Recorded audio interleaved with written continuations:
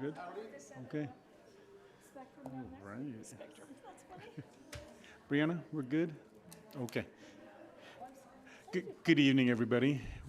Welcome you to the Clovis City Council meeting. We'll call it to order for February 2nd, 2026 at 6 p.m. with our new clock.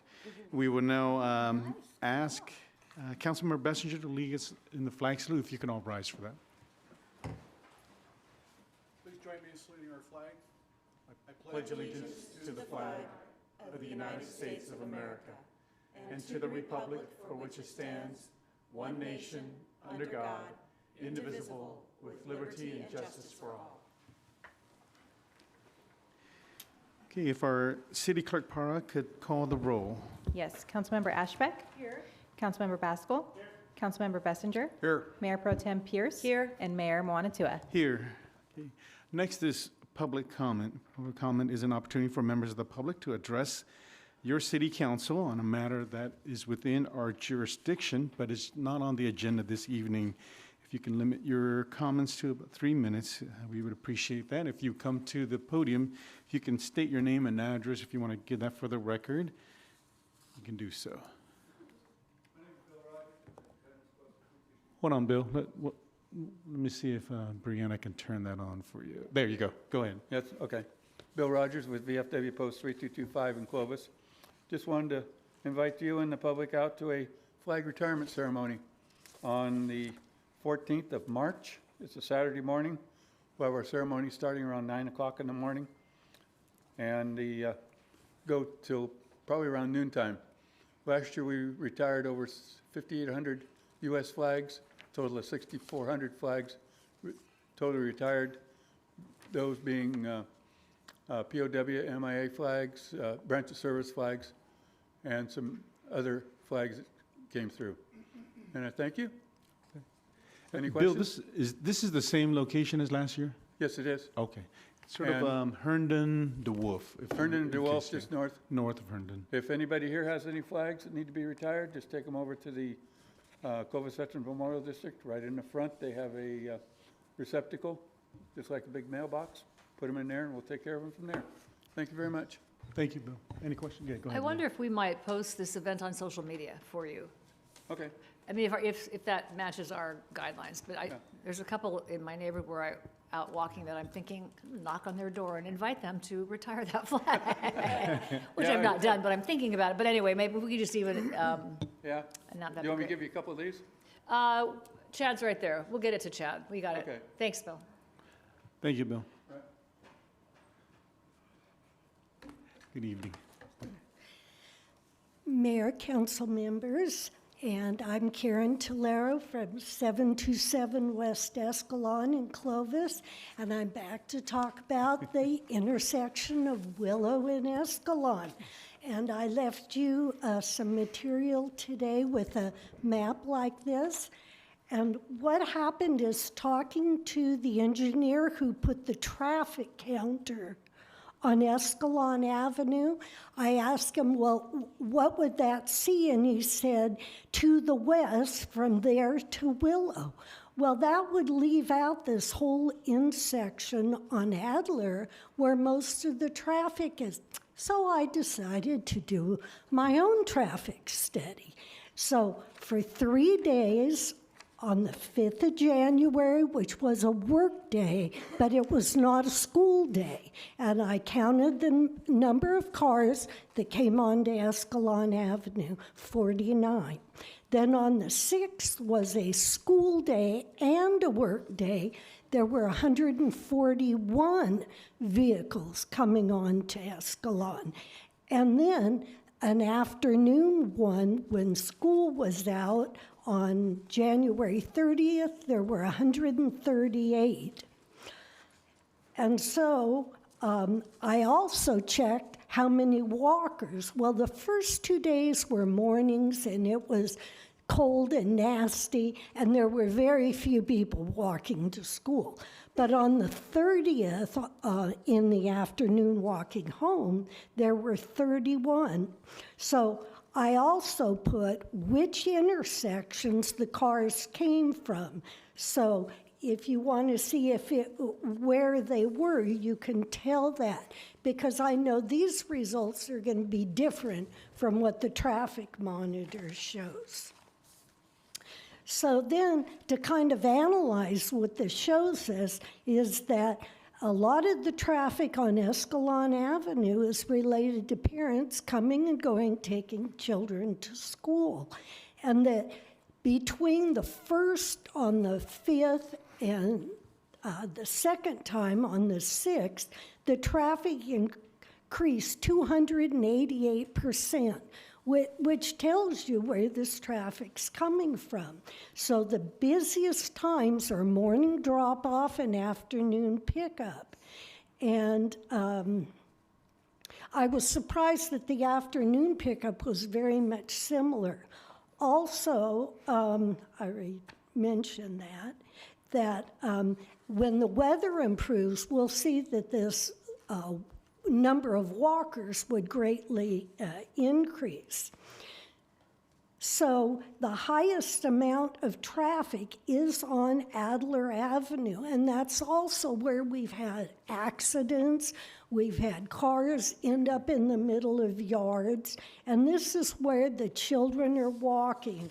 If you look at the next map I gave you, it shows the area that's Coles District across Willow, and they would then be able to go down Willow and turn on to Escalon, and here's my neighborhood, Clovis West Estates, and you can see that those streets feed into Escalon, which is where the children walk, comes around the corner to Cole.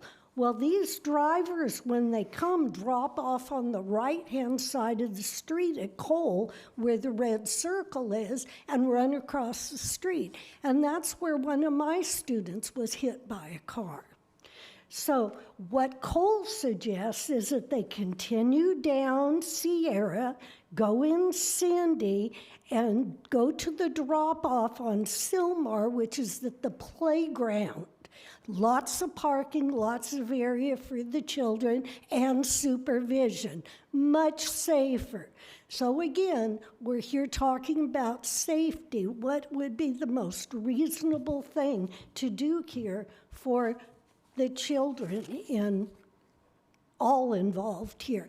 So Escalon, Clovis West Estates and Escalon Avenue, they have a lot of people in our neighborhood. We've had mayors, we've had council members, we have principals, teachers, police chiefs, and so on. And we're very involved community in our city. We pass, we pass bonds, whatever's going to make our community better, we're involved. So we're asking you for your support for us on this. We'd like to know if we could get this put on the agenda so we could open this up for discussion and or a vote. Mr. Mayor. Thank you. I think at this time, I don't think that there's nothing we can do with regards to when it comes on the agenda or later on during council comments. If one of the council members would like to request it, they can do so at that time as well. But at the moment, I think, Andy, there's nothing on the agenda Nothing on in the the agenda future. Yeah. or planned. A study is underway on this item. Okay. And it's close to being completed, and then we'll share the results with the neighborhood from Okay. there. And so keep in contact with our staff. That it may not even come up before us, as depending on what the study is. And so thank you for your excellent work Okay. and taking the time to give us all this data. We appreciate it. Okay. Okay, thank you. Did you want to say something then?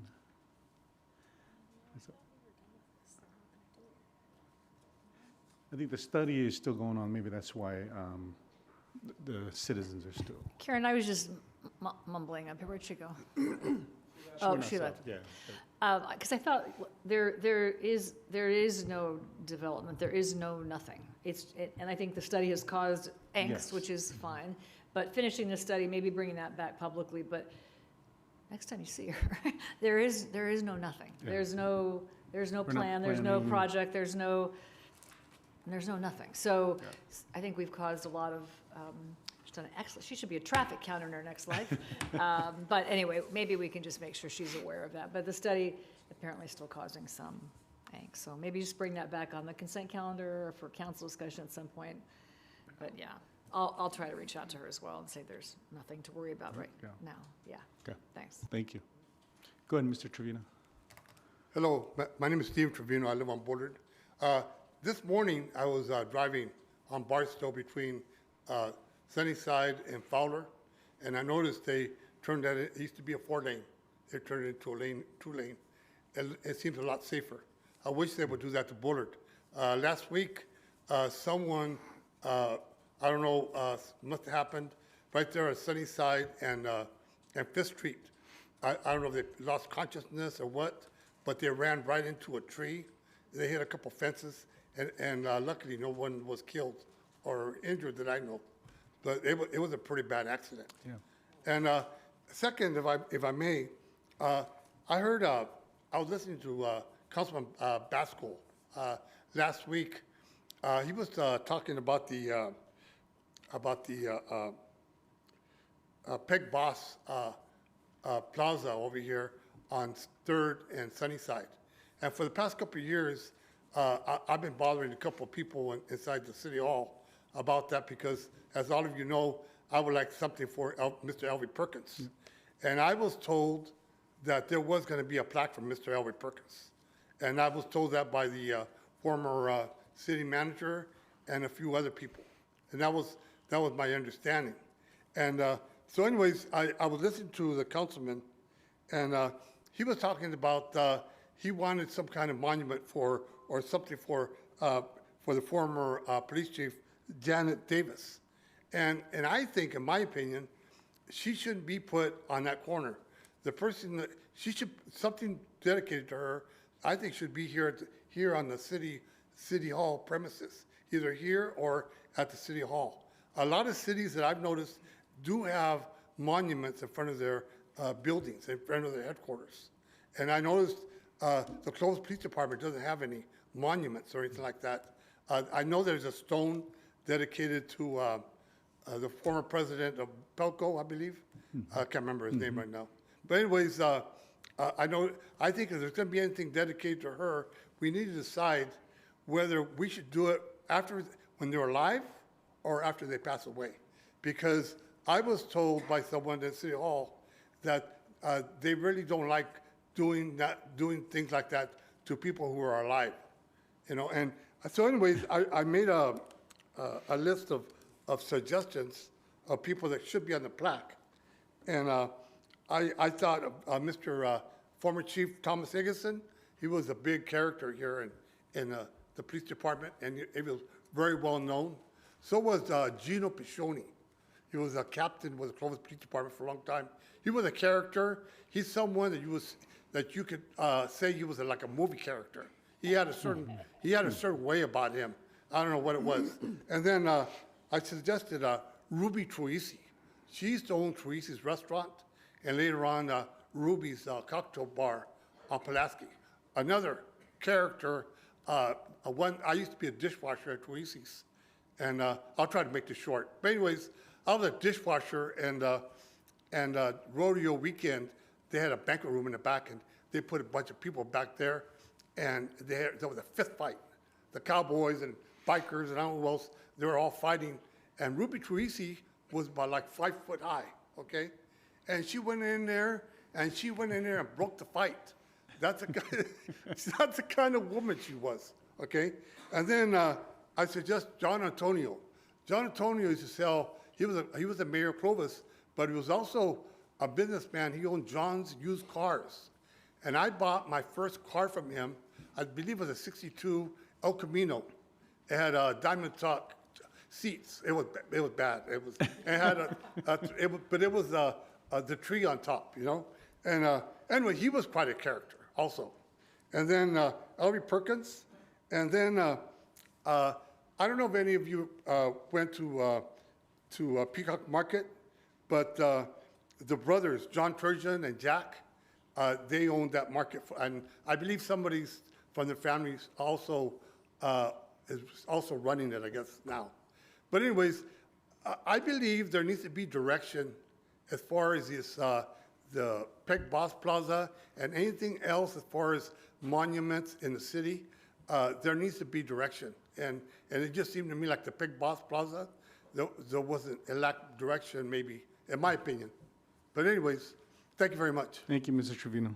And I think when those directions come up, I think we'll notify the public on when that discussion will happen. The staff is working on that right now. Council has provided direction to come back with an item on that. We're planning on doing that, and we're getting together as a staff with any proposed policies for council to review. Okay, thank you. Hi.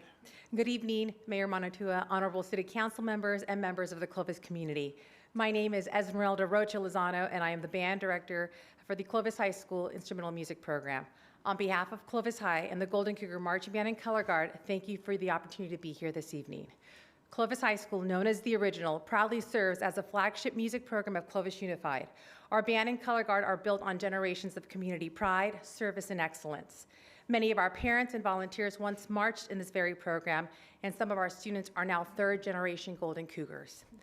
Throughout our history, we have had the honor of representing Clovis on prestigious stages, performing for President Gerald Ford in 1977, marching in President Ronald Reagan's inaugural parade in 1981, and proudly representing our city in the Tournament of Roses parade in 1986. Today, our program continues to thrive through championships, strong community involvement, and a deep commitment to accessibility. We are the only ensemble in Clovis Unified to participate in every local Clovis parade and the only area with a competitive junior high marching program, ensuring music education remains strong from the ground up. But beyond performances and awards, our mission is centered on leadership, service, and inclusion. That is why this moment is so meaningful. We are honored once again to represent Clovis in the 2027 Tournament of Roses Parade. Our students will proudly carry the name of Clovis down Colorado Boulevard, showcasing the unity and spirit of our city to over 750,000 spectators and nearly 10 million viewers worldwide. This evening, I am here to celebrate our students and respectfully ask for your support as we continue seeking community sponsorships and donations. We are also requesting a formal proclamation recognizing March 4th as the Clovis High School Golden Cougar Marching Band and Color Guard Day. March 4th is a National Marching Music Day and the official announcement date for the 2027 Rose Parade participants. This year's parade theme, Welcome, reflects the values of belonging, community, and family that define both our program and the city of Clovis. This proclamation would mean so much to our music community, reinforcing that their dedication and hard work truly matter. Thank you for your time this evening and for believing in the power of education. Please enjoy the video announcement that was played on our October 10th football game, officially inviting the Clovis High School Golden Cougar Marching Band and Color Guard to the 2027 Tournament of Roses Parade. Okay, let's watch this video.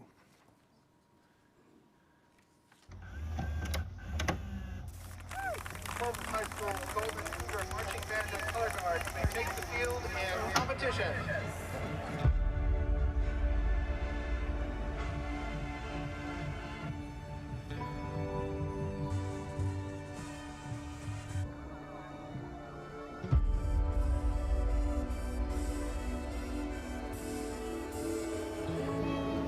Practicing all week just for this today?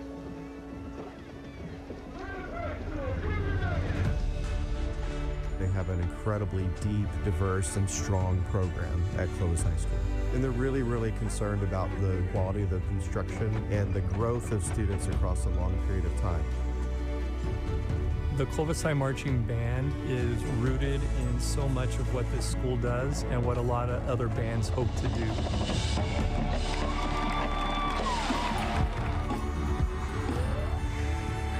There is no doubt, one, that they work hard, that they hold themselves to high standards. But more importantly, what I love to see is that when they're performing, they are having fun. There are smiles, there's an energy, and just a sense of pride.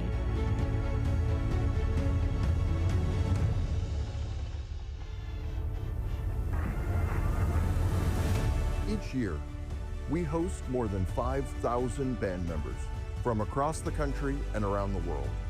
In order to select who to invite next year, we've spent months reviewing applications, resumes, and videos. And frankly, we've been impressed with your musicality, esprit de corps, and technical expertise. Many bands apply, yet this year, only a handful were selected. On behalf of our 935 dedicated members and staff, it's my honor to invite the Clovis High School Golden Cougar Marching Band and Color Guard to march in the 138th Rose Parade on January 1st, 2027. Welcome to America's New Year's celebration.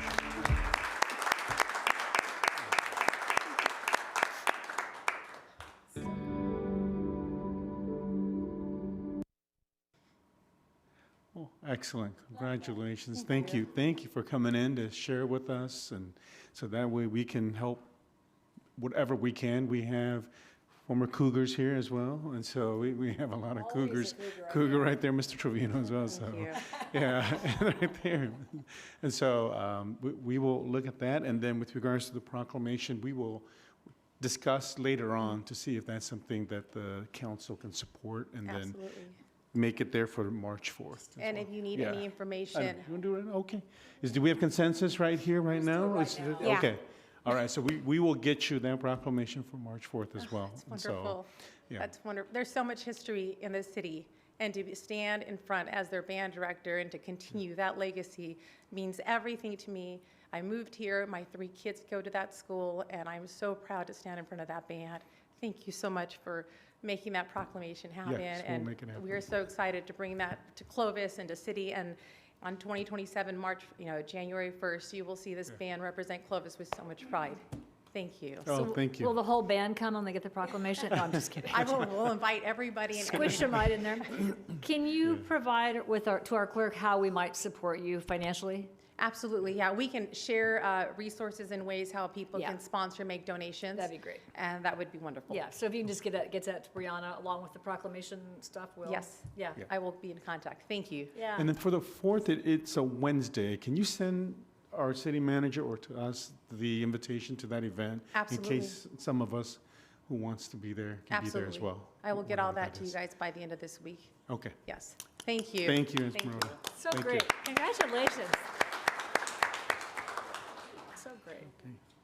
That's awesome. Okay, anyone else like to address the council?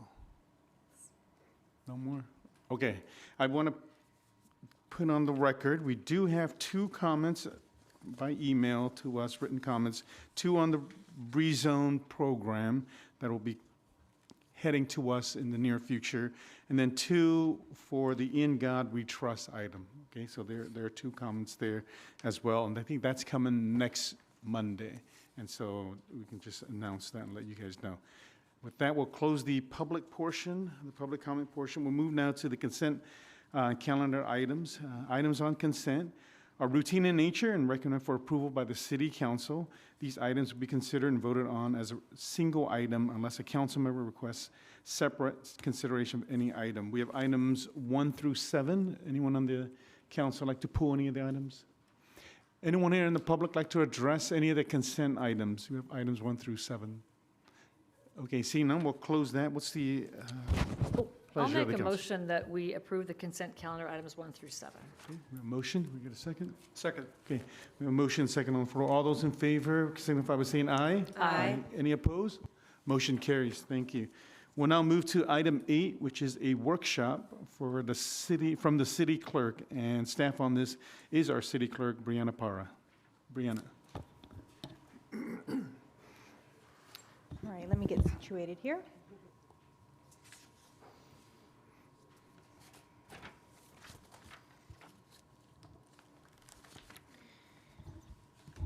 All right, thank you. Good evening, Mayor and council members. Tonight's presentation is an overview of the City Clerk's Division. And our mission is to provide quality customer service and equal access to open and transparent government. And some of our key responsibilities is to conduct the entire elections process, coordinating voters registration with the Fresno County Elections Division, with the Fresno County Clerk's Election Division, facilitate the execution of official and legislative processes, and participate in all city council meetings, documenting proceedings and preserve our city records. Some of our goals for 2025 and 2026 were to review and update the city's document management policy and procedures to ensure full compliance, which was last updated in 2000. Develop and train staff, maximizing and utilizing technology and improve overall services delivery to our residents. And leverage modern tools to enhance transparency and provide better public access to official records. And some of our accomplishments for the 2025 and 2026 include updating our document policy and records retention schedule. This was item 2 on our consent calendar tonight, and after nearly 26 years in working with the departments, staff, our consultant, and our city attorney's office, and over several months, we are now in full alignment with current state laws and best practices. Our next steps after this will be to implement the new retention schedule and policies and remain in compliance and continue to bring amendments to council every 2 years or as needed.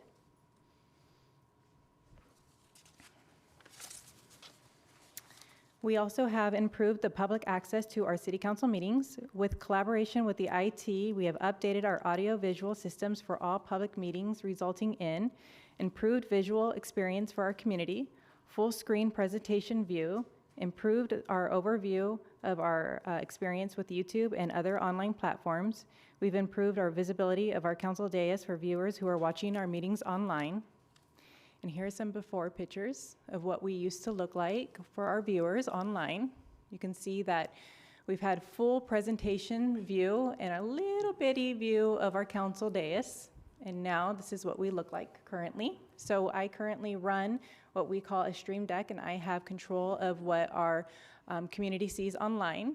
So you can see here, this is what the community sees during public comment. It's a full screen of those individuals who are speaking during public comment.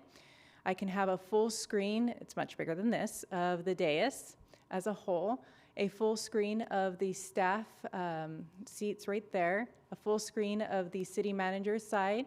I can have a full screen, if I want, of the presentation, or I can share screens of the presentation of the dais. For Mr. Rollins, who's not here, is he in every picture or I just that one? That's too know. bad. He had his chance for fame and he's not here. I try to give it to him. Yep. He's on every photo. It's good. Perfect.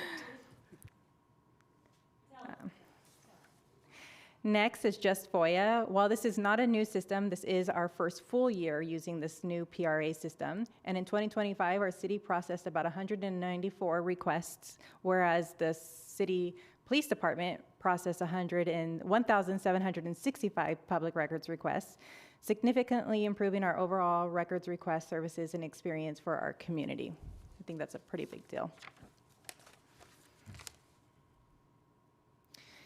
We've also added a new software system called Madison AI. Madison AI is a helpful tool that helps speed up staff reports, researching, drafting staff reports, analyzing all types of data. Since the implementation over the summer this past year, staff has drafted 73 staff reports, has completed 776 prompts, which includes like voting records, meeting recaps, council or public comments or discussions, past policies. This AI tool is safe and secure and is supported by our IT and city attorneys and follows our AI policy. Other cities using Madison AI include Fresno, Selma, Beverly Hills, Corona, Newport Beach, Milpitas, and many more. The records that are being used and pulled are records that have been before council and go as far back as 10 years, so these public records are secure. Other responsibilities of mine include mentorship or a staff liaison to the Youth Commission. I'm responsible for mentoring about 21 high school students during an 8-month period. I teach them about the Brown Act and city policies. I coach them through effective project management, preparing them through their annual projects and city council presentations. And here's a picture of our current Youth Commission group.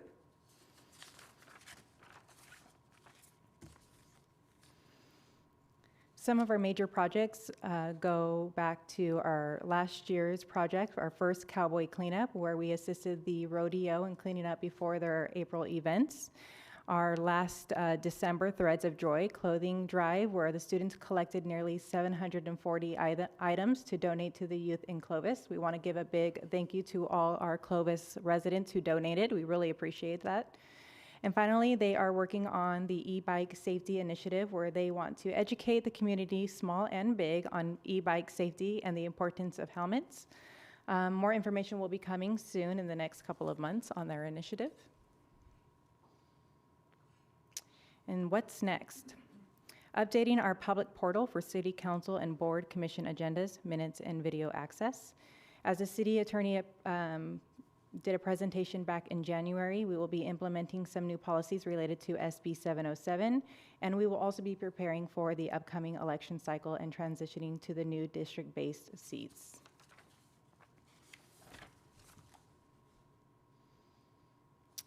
Public portal and improving how the public accesses our agenda, minutes, and meetings. So our new public portal will offer a location for our agendas, agenda packets, minutes, and meeting videos, which will be eliminating multiple search of different websites. It is going to be ADA friendly, where screen readers and keyboard navigations will be accessible. And it will streamline searching, making it easier for the public to find critical information without excessive clicking. And I'll show you what that means. So this is just a quick snippet of what that means. I can go into more detail on a tab, I can show you, or I can just kind of guide you guys through it. So if you are familiar with accessing our agenda, you know that if you want to access the city council agenda, you have to go to one page. And that's the agenda minutes. You can go and download the agenda. And if you want to look at the packet, you download the agenda packet. And if you want to download the minutes, you have to download the minutes. And if you want to watch the video, you go and watch the video. But if you want to go and find the Planning Commission, you have to go to another page. And if you want to go and find the Youth Commission, you have to go to another page. What our new public portal will offer is a one-stop shop. You really can't see it here, but you will be able to go to one page where you can kind of do a drop down, look for City Council, Planning Commission, or Youth Commission, whichever board, commission, or City Council page that you're looking for, and you'll have easy access to it all on one page. You can find the agenda here. You can find the agenda packet with all of the attachments, and you can click on each attachment and it'll be accessed right there.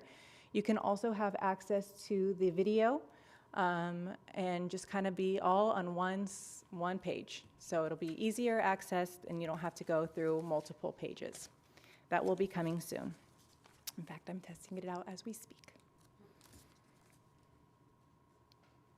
And then just a quick recap of SB 707, which is the meeting and teleconference requirements. This has already been discussed by the city attorney, so I'm just going to do it really quickly.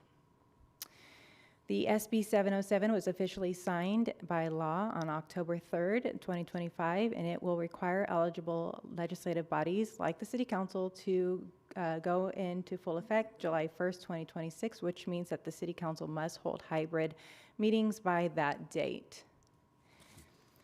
This means that meetings must include options for publics to attend via two-way teleconference or audio platforms, that the public who are participating remote must be given the same time allotment for public comment as those who are attending in person, that meetings must recess for at least 1 hour to resolve services that are interrupted, or you can choose to do closed session if we have a closed session item to continue during disruption time. And as the city attorney said, we will be working together to prepare proposed policy for council's consideration before that time. And then the fun stuff. Upcoming elections for the November 3rd, 2026, which will be our first district-based elections. So to be eligible for a candidate, you must be a U.S. citizen, at least 18 years of age, registered voter of Clovis, reside within eligible city district at the time of nomination, These are the district election dates. So for districts 1, 4, and 5, which are coming up for November 3rd, 2026, those are going to be the districts that are up for this election. And districts 2 and 3 will be up for election in 2028. And calling the election will be sometime late in June, early July. That will be the time where we can set, if you're running or you want to run or you're interested in running, that'll be the time you guys want to go ahead and give me a call, set up an appointment, and we can meet and go through your paperwork at that time. Currently, all council members have been elected, these council members right here, as an at-large and are representing the entire city. So no one at this moment is representing a specific district. Once the election results have finalized for the November 3rd, 2026, we will have districts for 1, 4, and 5, and then those individuals, will be representing those districts. And if you want to know what district representative you will have in 2026 at the end of that election, you can go onto the city clerk's webpage. You can select your district and you can find your district right here. You just type in your address. If you're a potential candidate and you want to know what district you are in and might be running for, you can find it that way as well. Or you can just give me a call. I'll be happy to help you. And that's it for me. If anybody has any questions, I'll be happy to answer. Any questions of our clerk?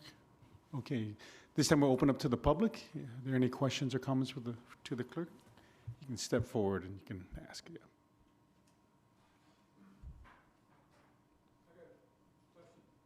Okay. Yep, hold on, we'll turn on the microphone there. Okay, go ahead, Bill. State your name again for the Bill record. Rogers, got a question. We got districts now. What happens if nobody runs in that district? And there's no candidate? What is going to be the situation there? Mayor, if I may, I Yes. believe the city council at that point could Can choose to appoint a person to that seat. Yeah. But city attorney can correct me if I'm wrong. That's correct. Yeah, the council would have the opportunity to appoint, and of course, you would be restricted to appointing someone who resides within that district, Yeah. so. Okay. Did you hear that, Bill? Yeah, that's what okay. Thank you, I was excellent just question. curious. Nobody wants to run for that. They want to run, but they don't live in that district. Yeah. And so that district could be out, so they have to reside in that district then. That is correct. Mhm. That is appointed to. Okay. Yep. Thank you, that's a good answer. Thank you, Bill. Mike Prandini, 2062 Alamos, Clovis. I just want to compliment the city clerk on a job well done. Things have changed quite a bit since 1971 when I joined the city, and we recorded council meetings on reel-to-reel tapes. And the minutes had to be produced on what they call it was a rotary blue machine that printed out in blue ink. And when you made a mistake, you had to do the whole thing over again by typing it manually. So a compliment the city clerk on a job well done, bringing it into the AI age and all the improvements that have looked like they're coming. So compliments to the city clerk, and especially on the update of that records retention. That records retention manual was done by me initially in the late 80s, as I recall, and it was updated once, and then 26 years later, it's again. So I was surprised to see my name still on some records in that policy. And most of the people that were listed on that committee are gone, literally gone. And so, again, compliments to the, I guess, the city manager now appoint, or does the city council appoint? I can't recall now. It's changed. So the clerk is appointed by the city council with the city manager recommendation. Yeah. Oh, okay. Yeah, well, very good. Compliments on the appointment. Thank you. Thank you, Mike. Hello, my name is Steven Trevino. I live on Bullard. I don't know if this is relevant or not, but does the city have any intention of moving these chambers to another location? because I believe sometimes this chamber is not large enough it's not large enough sometimes for the meetings. I've been in here before where there's people all over, almost outside. And I think that there needs to be enough room for everyone. This is a city of, what, 130,000? And I think that there needs to be enough room. And sometimes you come in here and there's not enough room to sit down. And I believe there needs to be more room. Thank you. Excellent point. Thank you. And I think in the past, I think Lynn has been involved in some of them where when we anticipate a large crowd, we do move the city council meeting to a larger venue. And so, but those are rare. It's been at the old senior center at least twice, maybe not. It doesn't happen very often. Once was around the Walmart topic, I remember so vividly. There's been a couple that have been in the senior center, the old senior center. So now we would have the new one if we needed a bigger space. But your point is well taken. Yeah. Thank you, Ms. True. Anyone else? Okay, seeing none, we'll bring it back to the council. Any other questions? Go ahead, Drew. I just wanted to compliment the clerk on this. I would hear from people, they thought what we were doing was very good, but the fact that there were thumbnails and they couldn't see who was speaking, I think this helps, and especially for young families who can't, on a Monday night, get home, feed the kids, and get here. This is important for civic engagement. Once again, thank you, Brianna. Excellent report. Okay, so this is just a receive and file. So move now to item number 9. We have another workshop item on the police department, and we have an update from them from our chief of police, Chief Kurt Fleming. While Kurt's coming up here, just to be clear, this series of workshops are just context and background by department, not linked to budget dollars, budget needs, budget wishes, budget. Yeah, not at this point. Not This is yet. just to give contextual updates Okay, on all right, how just wanted to be departments are clear. doing, and some departments may highlight how Measure Y is going, but it's not like a budget ask. Okay. I just wanted to be clear. Got it, listening to that. Thank you. I'll start out, Brianna. You do not have to do the zoom in on me. You can keep that thumbnail. I'd appreciate it. No. Good evening, Mayor Moanatua and members of the City Council. Thank you for allowing me to come this evening and talk about our amazing police department. I think the definitely the best in the valley, if not the state. So thank you, and we'll get started. Tonight, I'm going to briefly just cover some goals, kind of historical goals for the department, and then also our annual goals. Kind of look back at last year, kind of some highlights, some recent successes, and then some things we've changed with the growth of not only our department and staff, but the size of the city and population and both square mileage. We've adjusted some things here recently. And then looking at a current fiscal year, kind of the things we've accomplished with Measure Y, and then kind of what we're looking forward to next year. So this has been our mission statement for a long time. We really believe in it. We want to provide superior protection and service in a manner that builds public confidence and improves the quality of life in our community. And I really stress that improve the quality of life in our community. I think with Measure Y, that's really going to help us accomplish that goal and continue to accomplish it. And then to those we serve, we want to be the best. So everything as an administration for the department, every time something new comes our way, we kind of look at 3 things to make sure we're meeting this mission. Are we still, if we make this change, are we still going to be a full-service police department? Are we going to maintain high standards? And is it what's best for our employees that work here?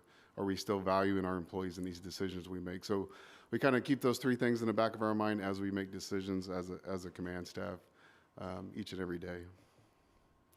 So these are the goals for the department. I don't even know how long the first 3 go back, and I would defer to both Councilmember Bessinger and Baskell on how long those go back. I don't know, but the history. But we want to be the safest city in the valley, which is extremely difficult in today's time to quantify.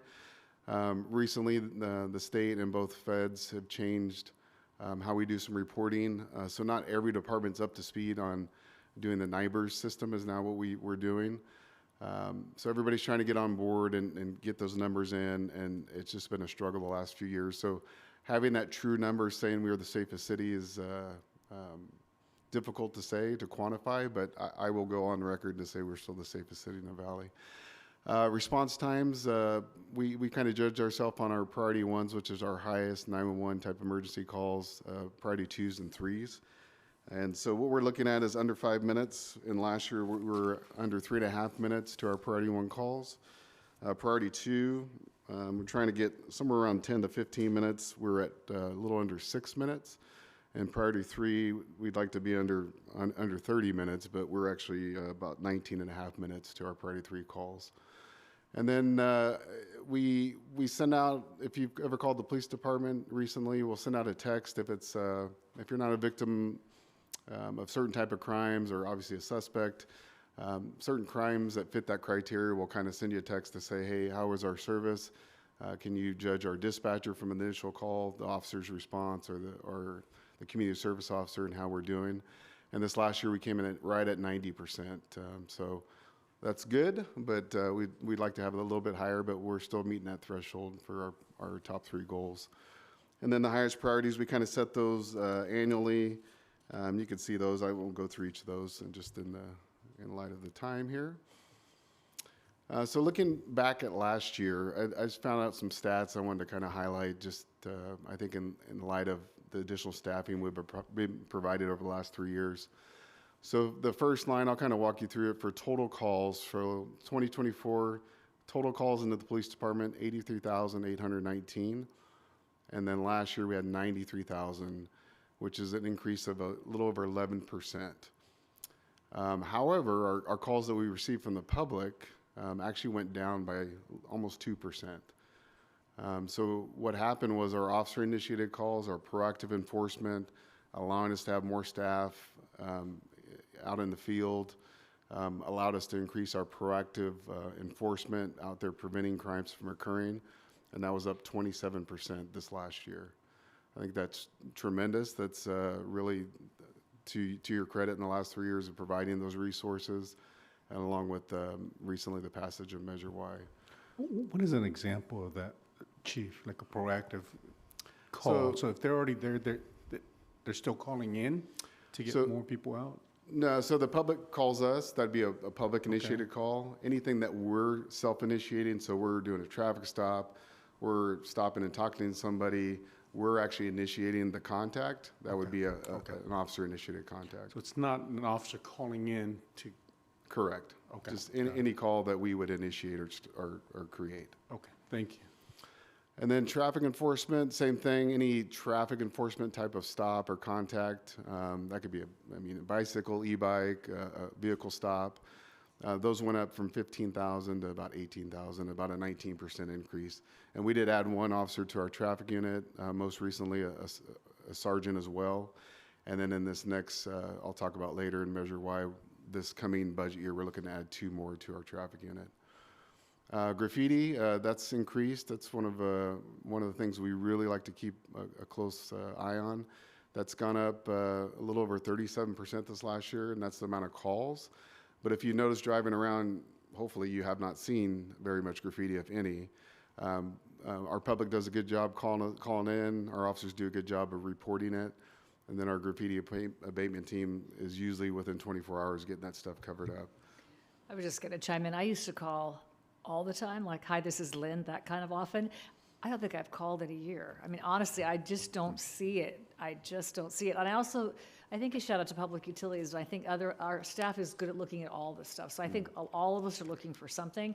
But I was thinking about just the other day, I have it in my phone under graffiti. And I thought I haven't called that number in a year or so, but I was thinking I just how great that was. So that is super noticeable. So I'm glad citizens are calling in, and staff and our team that are looking for it, but it's made a huge difference. Good job. It's one of my pet peeves. So they know, my staff knows the route I drive, so they make sure they drive that route. I'm big on the freeway. Today I actually spotted some graffiti on the freeway, so I made sure to let them know right away to get that covered up. So it doesn't matter. Next time I call, I'm going to say, hi, this is Lynn, Kurt's my friend, or Yes. something like that. Maybe that'll like help, but no, they're super great, and it is always gone. I mean, it's impressive, so. And then for our dispatchers, who are typically have been understaffed, we're really working hard to staff them up. This last year, they both received and called out 168,000 calls, and 98% of those were answered when the public called in less than 10 seconds. How many dispatchers are there? We have 22 that are authorized, and I think we have 3 vacancies right now. Huh? 17. So we're currently at 17, and I think we have 3 vacancies right now. We're trying to fill 3 or 4. I'll look back at him.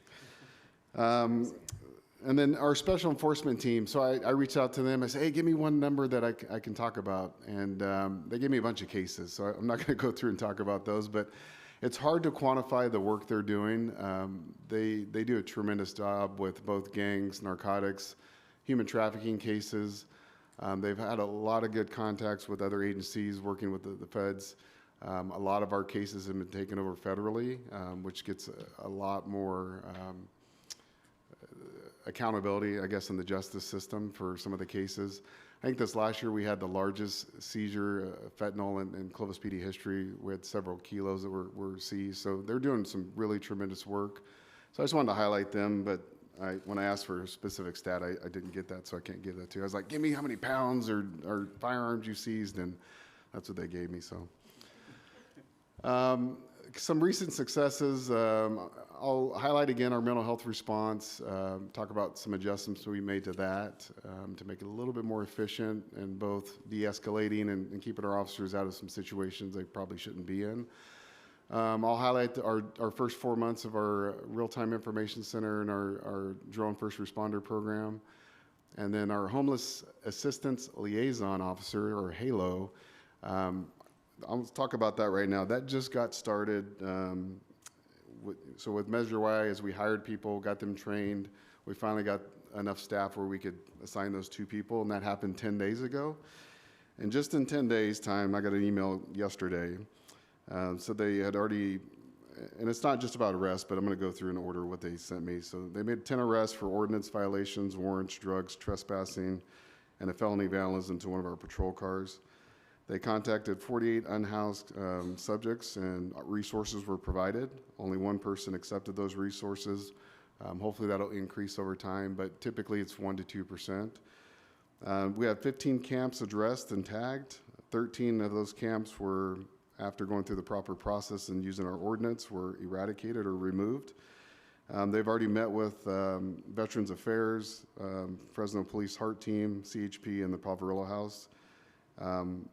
All of our existing trespass letters that we have with businesses throughout our community, which help speed up the process when we have trespassing, all those are up to date. They added 5 new businesses already in this last 10 days. And 100% of our city parks, trails, and FID canal embankments are free from any encampment. So that's just in 10 days' time. So I'm excited to see what they do over the next 6 months, and next time I get to update you guys on that information. So mental health. Last time I came in, yes, sir. Just back on that homeless item. I think, Andy, that was the information really to our homeless assistance with regards to the county, them being right there, that we don't have to bring them down to Poverello. The county will take care of it all right there. You know, intake and then provide services. Is that something we're doing more of? So that way, they meaning the city of Fresno, does not keep seeing our cars going into Fresno and making these false allegations against us. But, you know, we're right there and they're right there. In the county, when we met with them, with CAO and Amina with regards to their homeless services, is that something? Yeah, it's been shared with the department staff as well as our other housing staff on board in a holistic approach to addressing anyone with a homeless need and other resources. Okay. But I'm glad to hear that the officers are getting engaged on a regional basis on homelessness to understand the whole entire system that's available. What, where are we taking, what are you, I'm not. Right there at DSS. So they have, do you know more about it, Chief? Yeah, you could probably speak to us that way. Yeah, so after that meeting, we went and followed up with them to see exactly what resources they provided. It's very limited, basically business hours that we can bring them in, and really all they're providing them with would be referring them to resources that we're already doing. As far as providing any type of temporary housing or anything of that nature, that's something they're not providing there. So it is an option. It's something we've explored. We made some contacts, but it's probably not all the services that we would hope that would be provided. But it is another option for us to provide. And I think they're taking over some of the continuum of care with the county. It's getting more robust, and hopefully they provide more services, and it'll be just right in our backyard. Yeah. So, thank you, Chief. Absolutely. For the mental health response, so last year when I presented to you on a department update, we talked about 3 years prior to 2024, we saw over that 3-year period of time a 20% increase in our mental health calls. We decided to create Molly's position, the mental health liaison, and we saw about a 20% reduction in that first year. In this last year, we kind of modified, not even a full year, probably in the last 6 months, probably around July, kind of modified our policy based on some court decisions that have happened over the last couple of years where law enforcement contacting people that are suffering from mental illness alone, and we get called out to. And then some type of force might have to be used or restraint. The court hasn't looked real favorable on those situations. So we decided to kind of transition into, if the call doesn't include a crime or some type of public safety issue, we are not going to respond. We're going to refer them to 988, the county resources. If they call back and something's changed, we will definitely respond. But we're just not going to put our officers in a position where we have to put hands on or it turns into an escalated situation. And that's not really the goal for us being there. So we've taken that approach. It is very unique for the Valley. There's some other agencies in the state have taken a similar approach. But in this last year, and I'm not going to say that that's had that significant result in a drop, because we've only referred about 50 calls to 988, the crisis line. But it's continued to fall. Our mental health calls have gone down another 37% this last year. And I still think it has a lot to do with the work that Molly's doing in her position. So on the DFR, or drone first responder update, so we have 2 locations that are finally finalized in the last 4 months. So one being on the roof of the police department. That's an aerial of our roof. So it's sitting there next to the HVAC system on the left. And then that's a close-up view of the one that's on top of our headquarters building. The second location is at our but Villa Yard. That tower we were able to purchase through an organized retail theft grant that we had. It's a 70-foot tower, has a camera on the top along with some RF antennas that allow that drone to communicate. And that's the secondary location, more centralized in the city. And that kind of got finalized probably in the last month. Was operating on a temporary basis, but now we have both fully operational, and we're really starting to see the impacts going forward, or I've seen the impacts here in the last month. This is our transparency page, so anybody from the public can go here anytime. Just go to the police department's website, go to the bottom. On the right-hand side, you'll say UAV transparency. Click on that. And there'll be 2 links, one to this site and then one to where you can see what our patrol officers that are assigned UAVs that deploy them in the field, they have to upload this information into a separate website. This one is strictly for our DFR program, so every flight's logged in here. So in the last 4 months, taking into account fog where we couldn't fly, half the day, working out bugs in the system, we've had 392 flights. I would say that's probably 10 flights a day we're averaging. And if you look down there, the number 196 below it, really small, it says 50%. So the drone is arriving on scene 50% of the time prior to anybody else, any other officer responding. That was the hope that was going to happen. And I think now that we have our second site fully operational, you'll see that number increase. And next year we'll have a 3rd launch location. That's for the 5-year contract that we have. We'll have 3 total. I think that number will only increase even further. The other one that's interesting is the Chula Vista and some other agencies that have had a program like this for 3 or 4 years, is they see a lot of calls are canceled. So we've only had 12 where an officer will not respond. The drone just clears the call. And I think that just has to go kind of on our officers' mentality. Our culture is we still want the public to see us, that we responded to your call, we're here, we're checking. A lot of times they don't know the drone's already been overseen and saw the person's left. I think we're still going to go, so that number probably won't be as significant. That's like 25-30% in other cities that they're clearing calls. I don't know that we'll get there unless we're calling people and letting them know that, hey, we came, but it still doesn't send, I think, the best message. So anyways, that's updated stats. So, but you can go there anytime, anybody from the public, and kind of see what kind of calls we're going to. Also part of this, there's a tab on there. You can click on flights, and it actually logs the flight tracks. You can actually see, so if you're curious, like, hey, was that a police department drone over the top of my house? You actually go on there, see the flight path, see what call we were on. You get the case number. If you're really curious and it's some case that we can actually provide to you, you can come in and do a public records request, and we can provide you that report if it's something that you were concerned about. So this, I trying to find a video as a good example to show you and the public what this program does. So this was in our first week of having this up and running. This was just a theft at Walmart, Walmart at Clovis and Herndon. This is a known theft suspect. Before he even got into the store, Walmart had called us, said, hey, this guy's coming in. We know he's going to steal. Drone got overhead before anybody else arrived.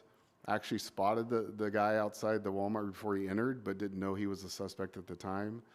And then when he had exited the store, they updated us, said he was on a bike that he had just stolen. So this is just some quick clips. It just kind of, it's choppy because I didn't want to have you guys sit here and watch 5 minutes of film. So it's just a quick example. So there's some areas that he likely, when he crosses over the road on Herndon, that our officers probably would have lost him at some point, just because it's very hard to navigate behind this shopping center over here. A lot of it's closed off for vehicle traffic. And so he makes it behind this little shed area for our, I don't even know, it's trash enclosement, I should say, there for a second. Makes it across the road here. Our motor officer jumps across as well. And then one of our officers gets out, and he's going to run over and eventually kind of tackle him down here. So, I mean, it's not a major crime, but it's a crime. We take all crimes serious in our city, so it's just an example of how the drone can help in assisting officers in locating suspects. So when this is a major crime, it's something we're going to find super valuable. Kind of like the one we had the other day.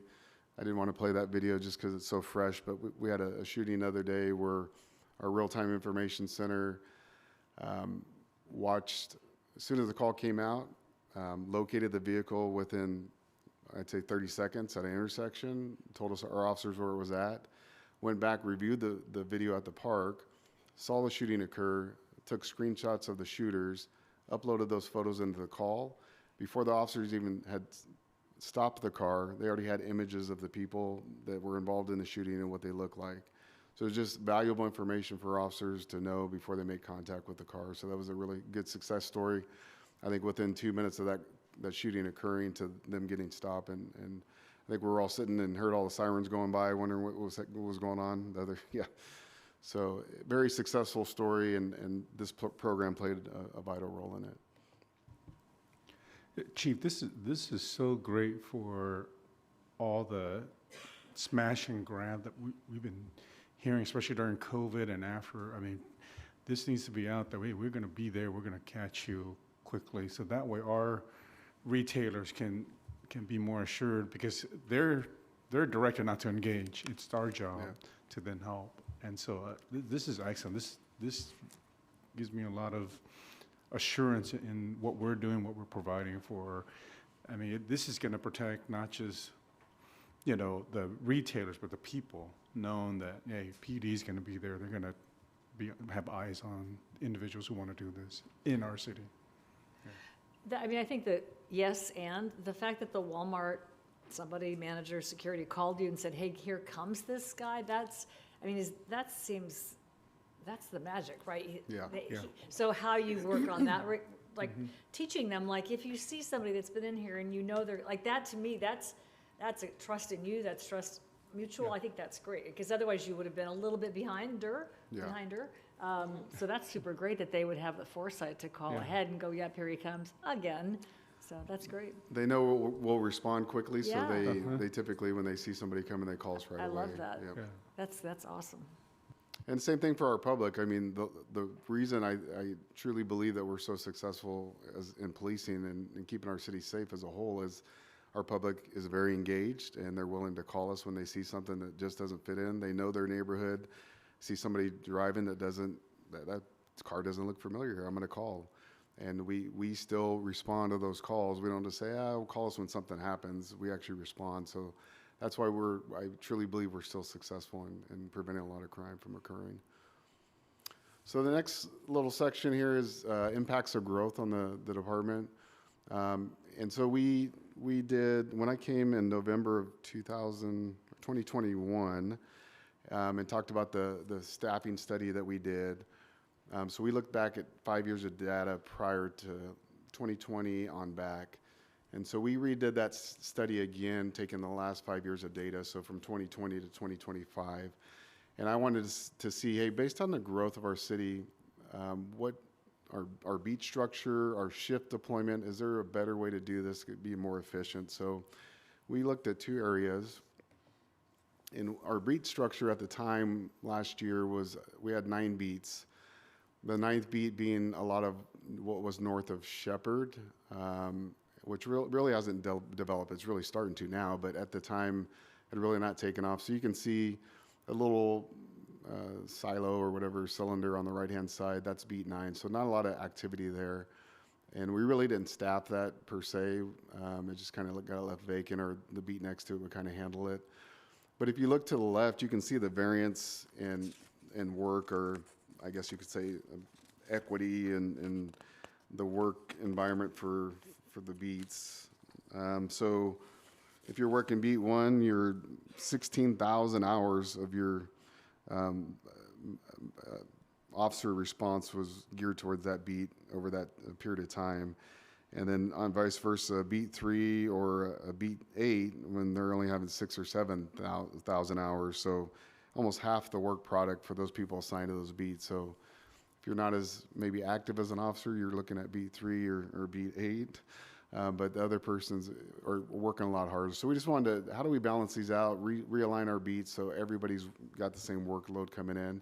And really, when you call in as a citizen, you're getting the same response time because those officers are, being impacted equally. So we realigned our beats. I'm not going to show you the map, but I just wanted to show you the cylinders are almost all aligned. It's a 1.32 variance now within the beats. They're almost, equal across the board. There's just a slight shift because just the way our zone structure works to keep everything lined up for our crime analyst.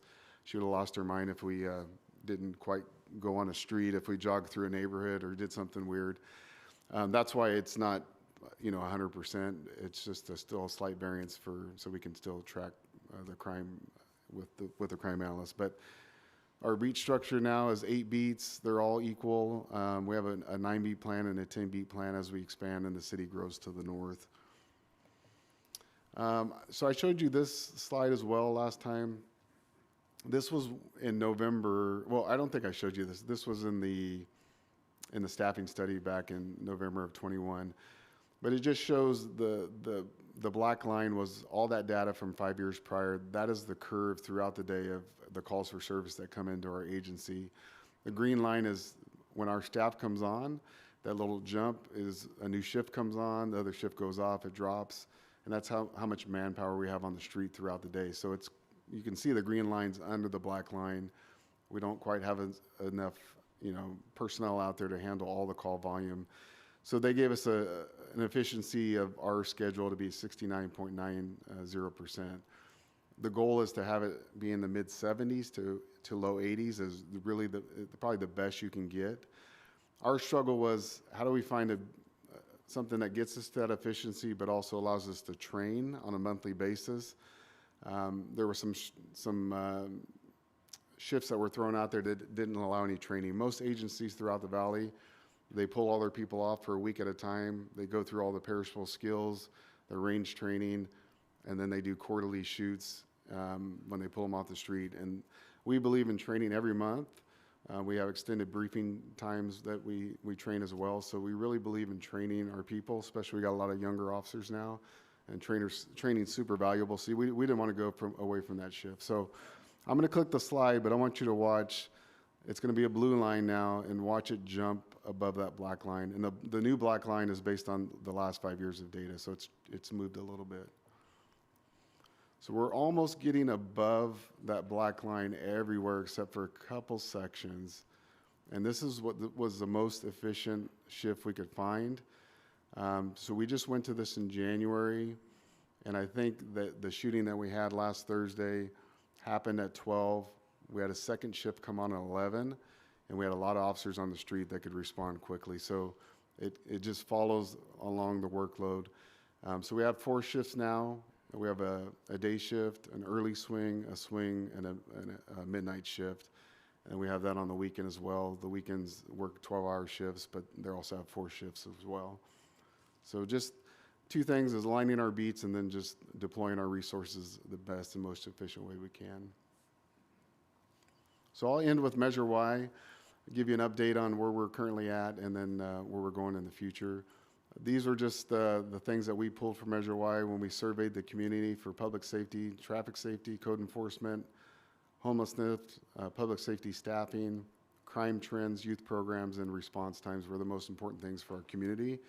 So every time we're making decisions, we're trying to keep these in the back of our mind that we want to deploy our resources in these areas. And you'll see over the next 2 years, a lot of it's focused in these areas. So this current year, we're 7 months into the fiscal year. The green numbers are positions we've filled, and people are in those areas. The black is what we're still working on. So we still need to hire an animal service officer to complete that for the professional staff. And then for our sworn staff, we still need to put 1 officer in youth services.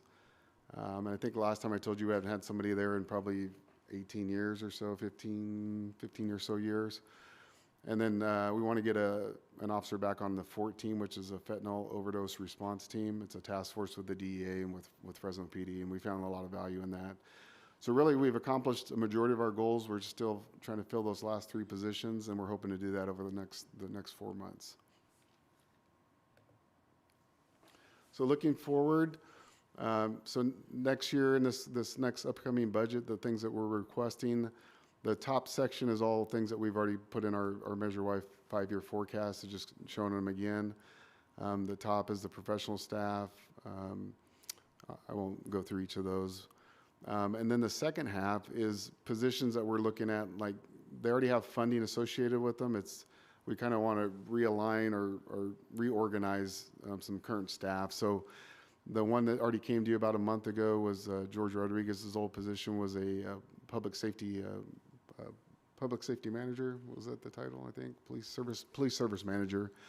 So we recategorized that, changed the title to Deputy Director of Police Support Services. We're going to ask that position be funded in July.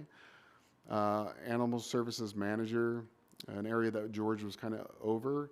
We just thought that it would be more valuable. We have 2 supervisors there now to elevate one to a manager to oversee all of animal services.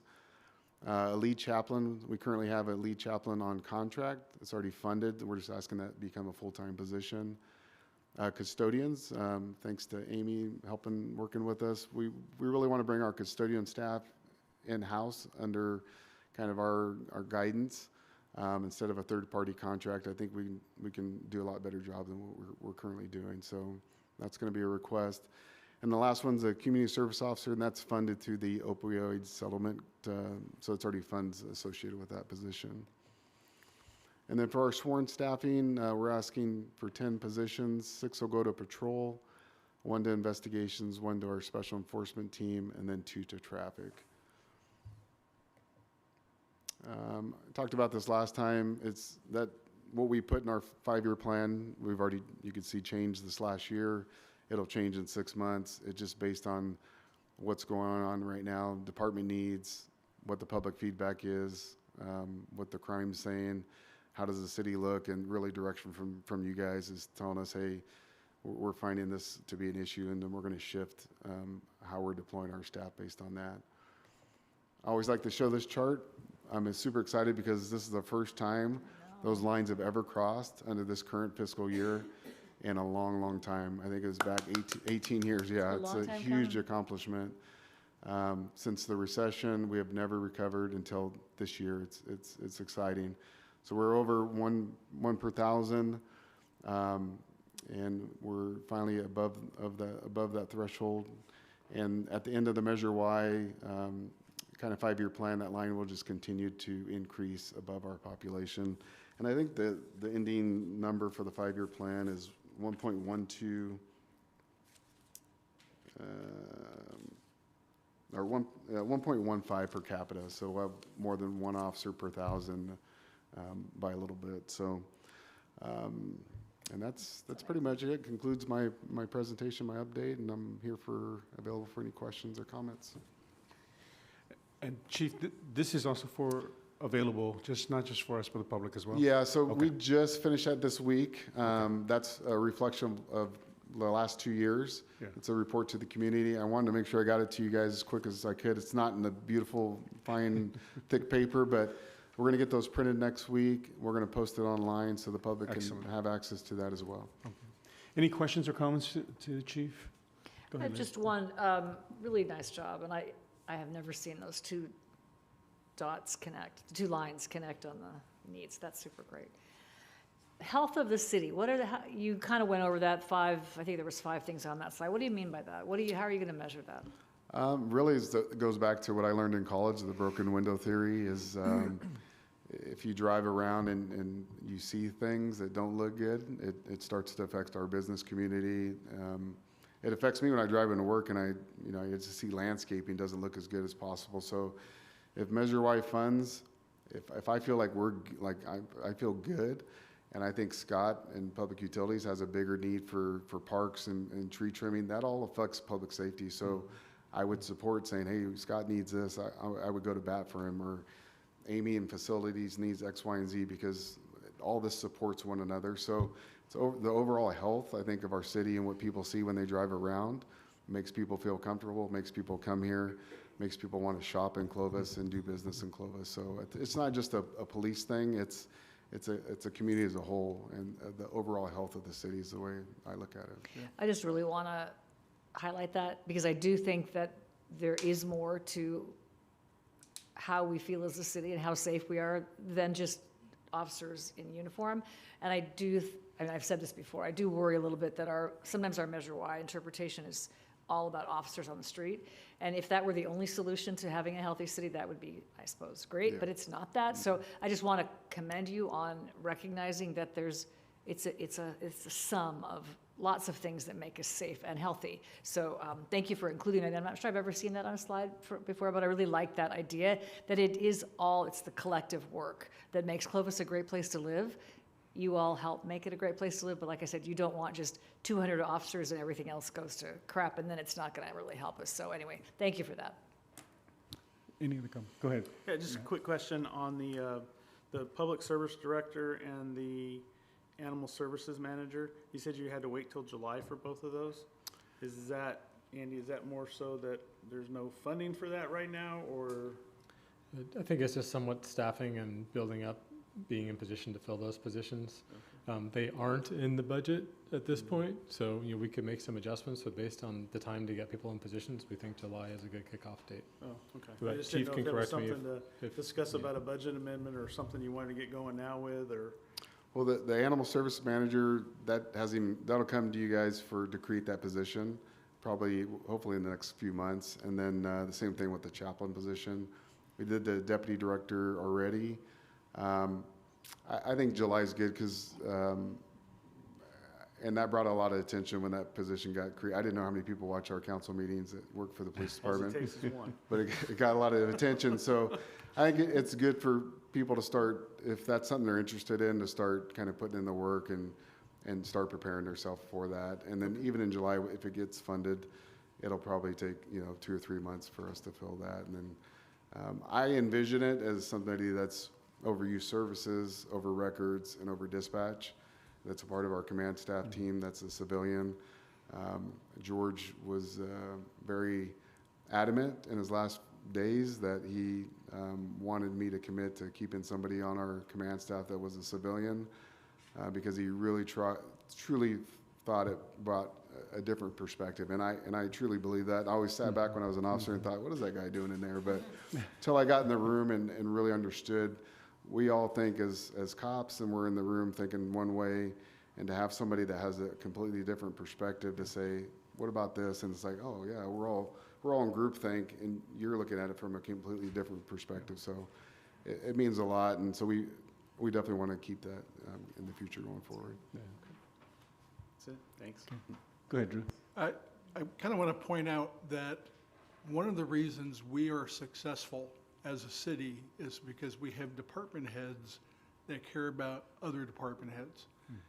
Back when we took a beating on staffing, Public Works funded a police officer position. In a lot of cities, they're going to fight over the last pork chop on the table.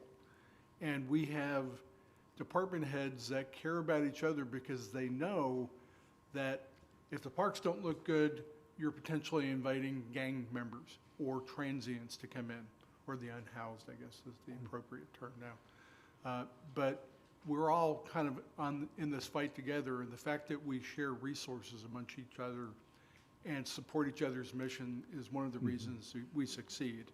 And secondly, every time I hear George's name, I just think, rest in peace. Yeah. Great guy. That's all I have. Any other comments? Okay, at this time, we're going to open up the public portion. If you have any questions or comments regarding this item.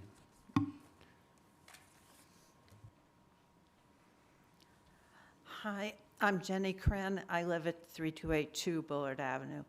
I want to reiterate what you were saying about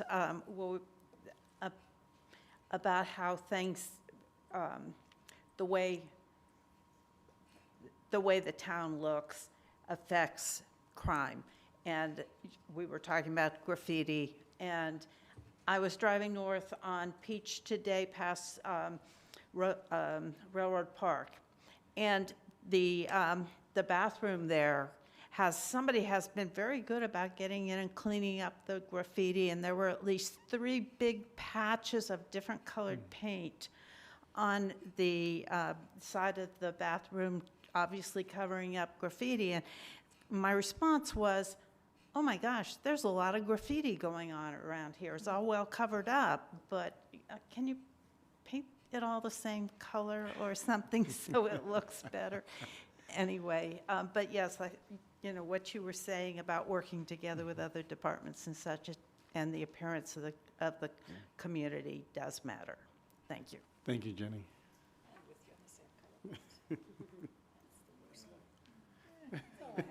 Brian Wilson, 469 Bergen. I'd like to say I totally agree with the sentiments up on the dais. It was, the PD here is doing a fabulous job. I like all your new programs that you've implemented. I was with this, attended your meetings, so when you were doing the citizens advisory thing, and I was shocked to find out that our elected officials will let the PD fall down as far as they went. I do know that there was problems during the downturn, but I'm glad that everything worked out. We're all good and healthy again. The one question I have is, everyone's running around in their helicopters, right? We've got these drones. I didn't see any difference. So what's the cost per minute or hour to fly your drone program overall for the city versus the helicopters? I mean, I know it's much cheaper, but that's where I'd say more of those are better than fewer of those.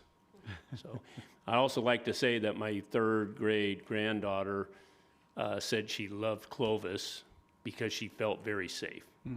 And that's huge when it comes from someone that young. So thank you very much. Okay, thank you.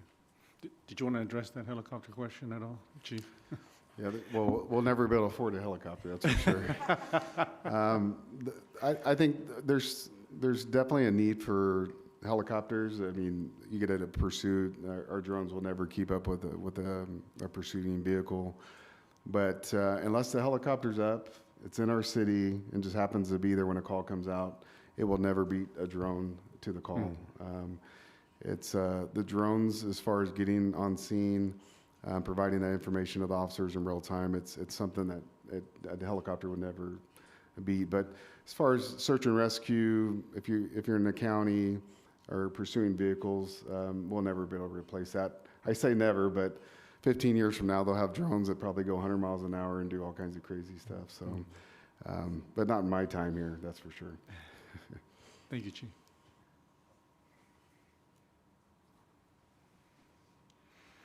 Bill Scott, 341 Evergreen.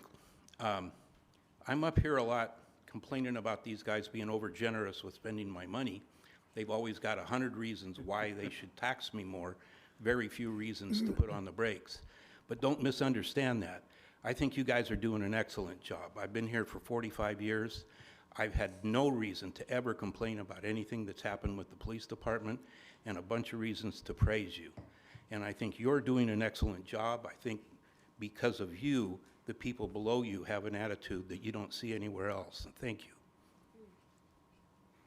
Thank you, Bill. Anyone else? Okay, seeing none, we'll close the public portion. This is also a receive and file. Thank you, Chief, for the excellent report. We'll move now to item 10. Okay. And this is another receive and file item on Kratom information and update presentation. We have Russell Mooring and Sean O'Brien. Congratulations on your promotion. Are you still corporal or are you sergeant now? Or? Sergeant. Sergeant. All right. Congratulations. Yeah. I didn't know his new title, so congratulations on that too, Sergeant. Well, good evening, Mayor. Good evening, Council. I'm Russ Mooring. Here to present on the topic of Kratom to you guys tonight. If you don't know what that is, it's generally sold in a lot of our tobacco retail locations within the city. So I'm going to tell a little bit about what it is, what it does, and our plan at our department to kind of combat it. So at the very basic level, Kratom comes from a tree out of Southeast Asia, right?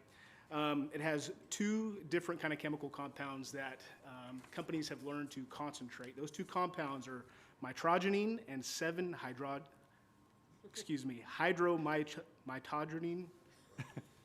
Thank you. So yeah, those are the two things that are the psychoactive compounds found naturally within kratom itself. So both those compounds are in botanical kratom, but what people have done is concentrated that into pills, gummies, drinks. So in the natural form, 7-OH is found about less than 2% of the plant itself, where the stuff we're seeing inside stores for sale is anywhere up to 98% concentrated. So what is the 7-OH?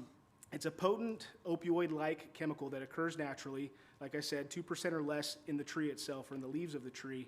It's significantly more potent than morphine, and some studies say it's 13 times stronger than morphine in for sale at our gas stations. These products marketed as 7-OH are usually semi-synthetic, highly concentrated, and unregulated. One term, it's like a gas station heroin, a lot of people refer to it as. So the effects, at lower doses of that 7-OH, we'll abbreviate it that so I don't want to say it again, less than 2%, it can create a stimulant effect. A little bit more energy, alertness, talkativeness, elevated heart rate, but at higher doses, anywhere between that 2 and 98% concentration, there's a lot of questioning in there, but at the higher end, it's 100% the same effects of an opioid-like drug, fentanyl, heroin, you name it. All those symptoms can be counteracted with Narcan. So it attacks the brain the exact same way. So as you can tell, a lot of serious health complications that come with it. Liver toxicity, cardiovascular issues, neurological problems, respiratory effects. The big thing is addiction and withdrawal, dependence. Regular users often develop a tolerance, so they have to have more and more and more. It's just like any other drug. Recently, County of Los Angeles Public Health have had at least 3 overdoses in 2025. All 3 of those were involving deaths due to 7-OH and alcohol, a mix of both. So The modes of consumption, it can be smoked, brewed like a tea, chewed, capsules, pills, added as a food additive, carbonated flavored drinks, gums, gummies, it goes on and on. You can put this in pretty much anything, and it's in our stores right now. Just today, I went to 15 different tobacco retail locations. 11 of the stores had it for sale. So the laws and regulations prior to January 9th of this year, 2026, Kratom was unregulated in California, and there were no age limits set for possession.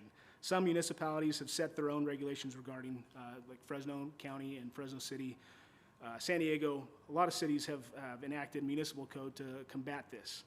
Well, a closer look, the California Department of Public Health has finally made a stance, kind of drew that line in the sand on the 9th of last month.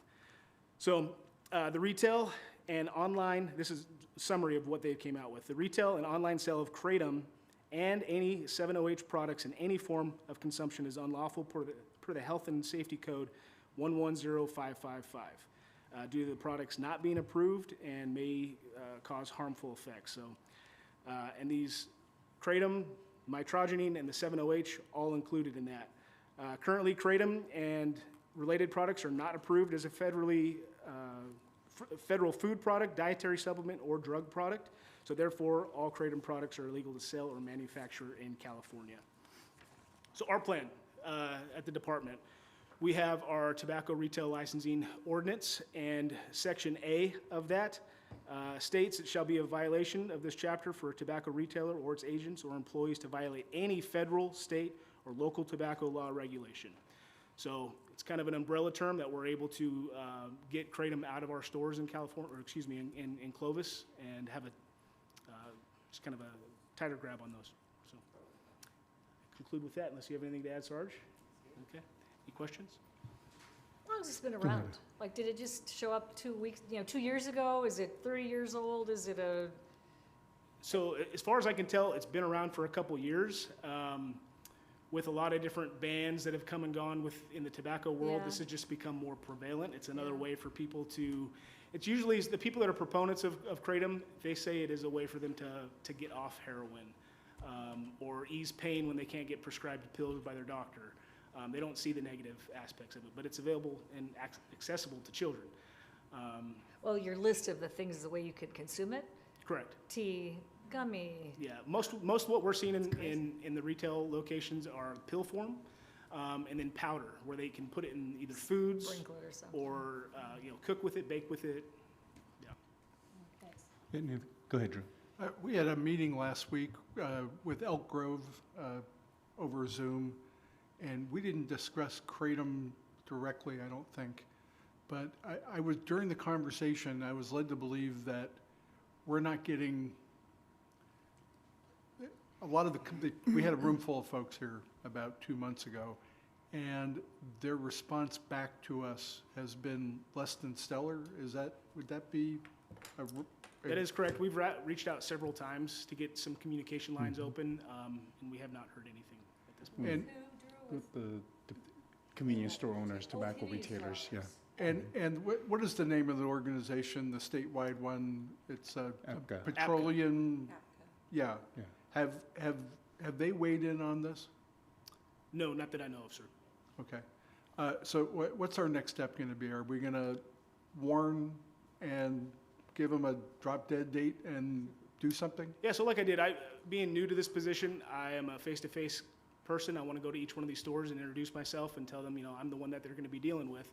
I did that. I've been doing that for the past couple weeks that I've been in this position. Like I said, I had a chance to go to 15 stores just today. 11 of them were given the printout from the California Department of Health and told, hey, this is the last day. It's got to be removed completely from your shelves. I said I could be back at any time. So my main goal is education and just getting compliance. That's really it. I don't want to nail these companies with citations. I don't want to kill their business. But at the same time, I want them to practice a legal business. Yeah, since this is, it may not be directly accessible to kids in schools, but if there's no age limit, somebody's going to go in and get it for their kid brother or their sister or something like that.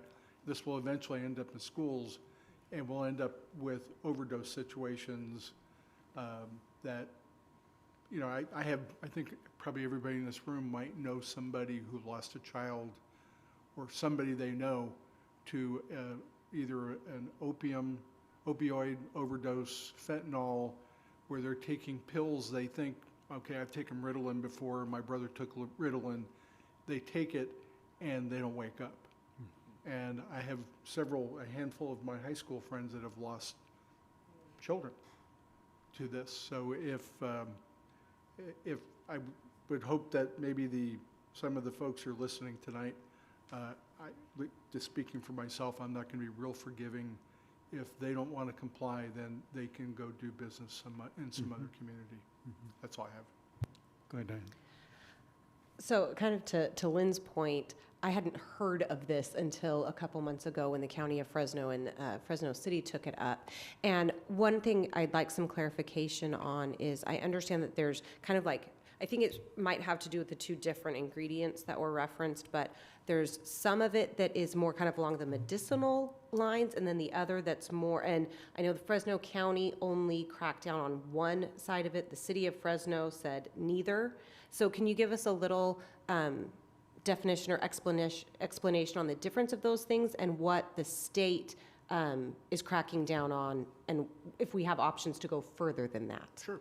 Yeah, so, and I think those cities wanted to get ahead of it before hearing something from the state. So Fresno County limited to 2% or less of that 7-OH, what I talked about, the really high concentrated psychoactive ingredient in it, where Fresno City limited to 1%, less than 1%, along with can't be marketed towards children or have cartoons or anything like that on the packaging.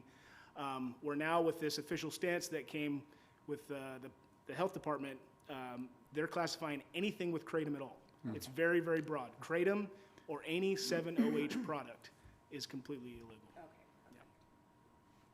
That's clear, like that? Yeah, no questions asked. That's wonderful. Any other comments or questions? Okay, we'll go ahead and open up to the public.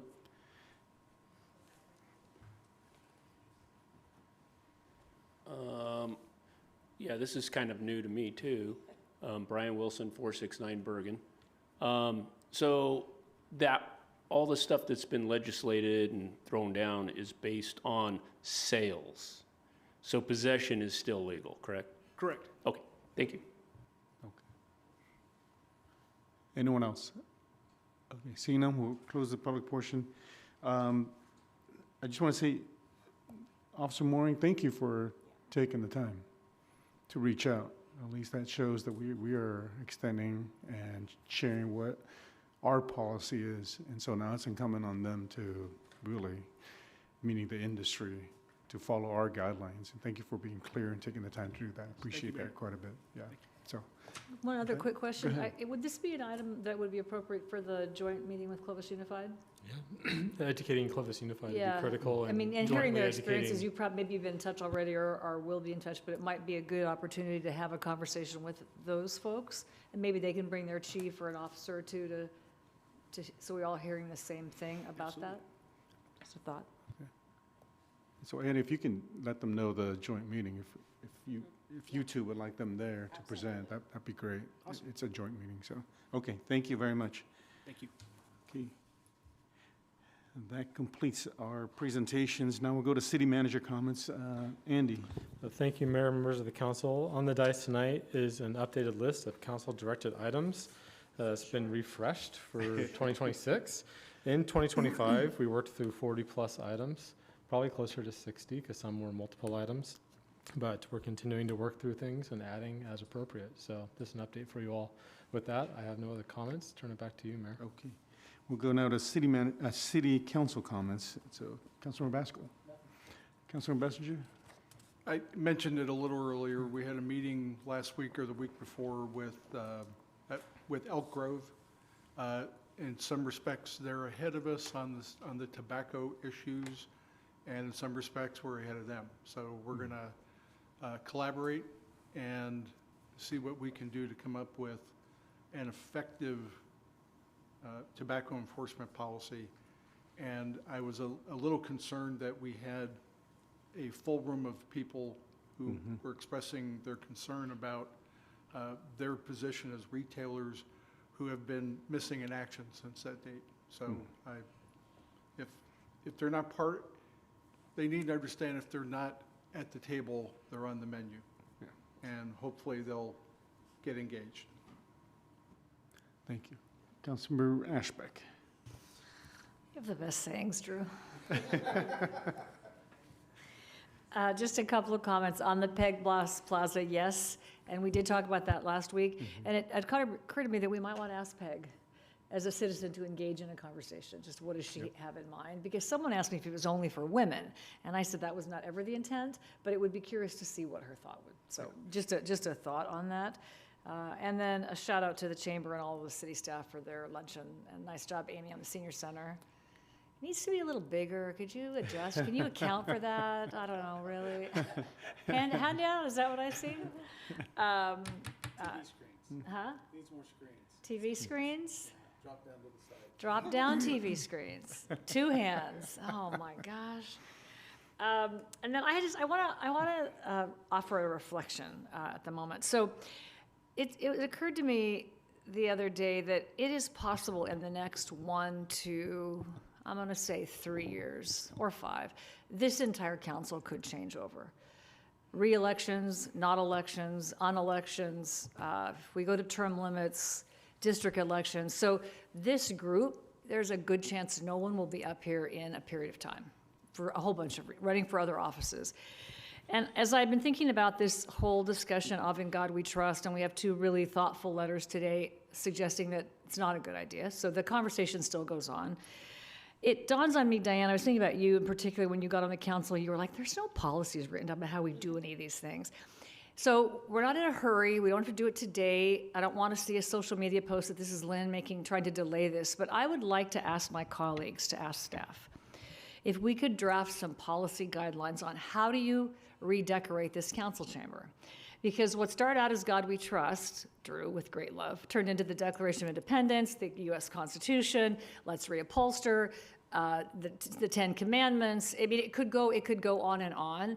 And I feel like if we don't have guardrails about what we're trying to do here, that we're not going to have any way to manage this going forward. And there's not going to be any history up here to be able to pass that along. And I think from a staff perspective, it would be helpful if there was a set of guidelines about how to do the work. And so maybe it's the same as the flags. We have 3 flags.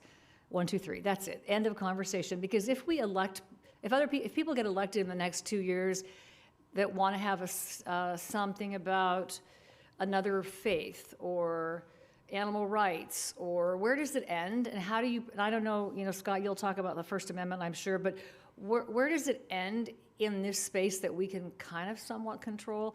So while we continue to look at the data and the survey data that's coming in, all of that, I would just like to take a moment to see if we can craft a policy to give us some guidelines around this. Otherwise, I think this is an impulsive, let's do this because someone else did that, and I think it's important, and it may be all that maybe for the 4th of July, 250th anniversary, we could have it kind of figured out by then. But I worry a lot about 5 years from now, and none of us are here. And not that 5 better people won't be sitting here, but I just think we need to leave them some guardrails to think about what matters to the city of Clovis and how we arrived at that idea. So I would just like to ask, as we continue to process this question, that we take a moment and come up with some policies that could give staff some direction and future. I know we can't tie future council's hands, they can put whatever they want, but we can at least get our thoughts in writing before we go too much farther. So that is my request for my colleagues to consider. Are you looking for consensus or some direction from us or more input on that item? So that way I would just like to ask staff to do that. So I would, if people want to support that or not, but that's my request, yeah. You need at least 3. Go ahead, Matt. There we go. I think that goes to a lot of the topics that we discussed, though, when it comes to the policies and that kind of stuff. So, when I brought up the Peg Boss Plaza last week, it was, no names specifically. Those were just names that came to my mind that I was thinking of at the time. But, it is, where do we go from here? How do we do these different things as they go forward? So, I would like to see us have something, guidelines or something that we could follow to. And I know you've brought those up before, Diane, too, is, how do we go forward doing these things and making it so it's not just a willy-nilly processes. as we go forward. So, yeah, I'm for some form of a, I don't know what that is, you know, I mean, however that policy is, or if there's other agencies or cities or places that already have something in place that we could look at and, you know, not reinvent the wheel on, that would be good too, so. Drew? Yeah, I'm in agreement. It would be nice for future, because I think we've set it up here. How did we get here? Well, that was, you know, back, you know, it was Tom Stearns and Harry. Okay, and there are probably a bunch of people who go, who? You know, and in 15 years, to Lynn's point, they're gonna go, who? And so it would be nice, it was like the flag policy. You know, and that was a good example that Lynn bring up. I think it's important that we do have some guidelines, because we can talk about people that we should name things after, but quite frankly, sometimes we know things about people that you don't, that would give us pause to say, yeah, not that person. And that's already happened in different ways here over the last 15, 20 years. So I think that's important. I'm for that.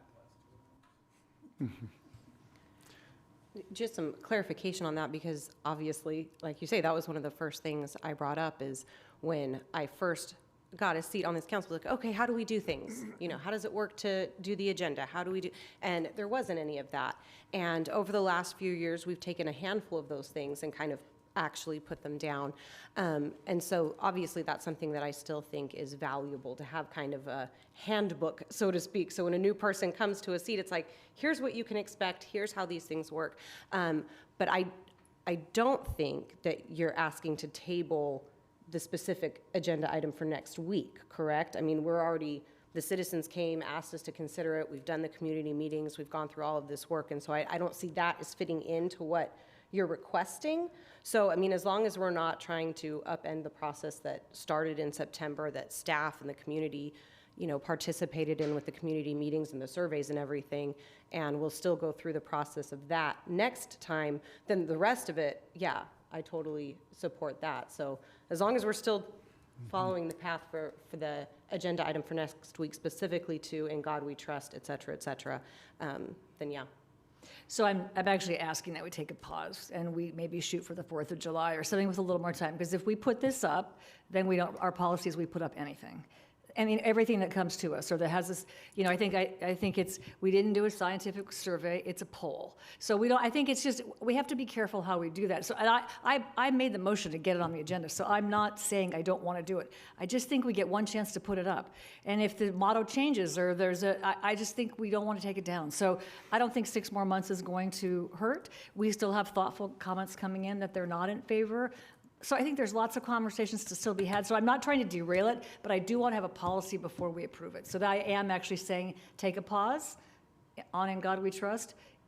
There's no urgency to it. It's not time sensitive. It's been a motto since 1956. So it's not, maybe it's not going anywhere. So I'm not opposing that. I'm not trying to derail that. I'm just trying to make sure we are moving thoughtfully. And I wasn't sure what was bugging me about why the hurry, why the this, why the that. There is no hurry. There's no urgency. Doing it thoughtfully the first time, to me, is more important than getting it up next Tuesday or next Monday. So I actually am suggesting we take a pause, do some thinking about it, and have a date in mind, give staff some time. How are we going to pay for it? Do you use private money to fund a government? There's lots of questions. I think there's more questions than answers. So I actually am suggesting we take a moment. Yeah, okay, I definitely don't support that. I mean, this first came up in September, so we haven't exactly rushed it. And again, so much staff time and effort went into doing the community outreach, which was what the request was from this council.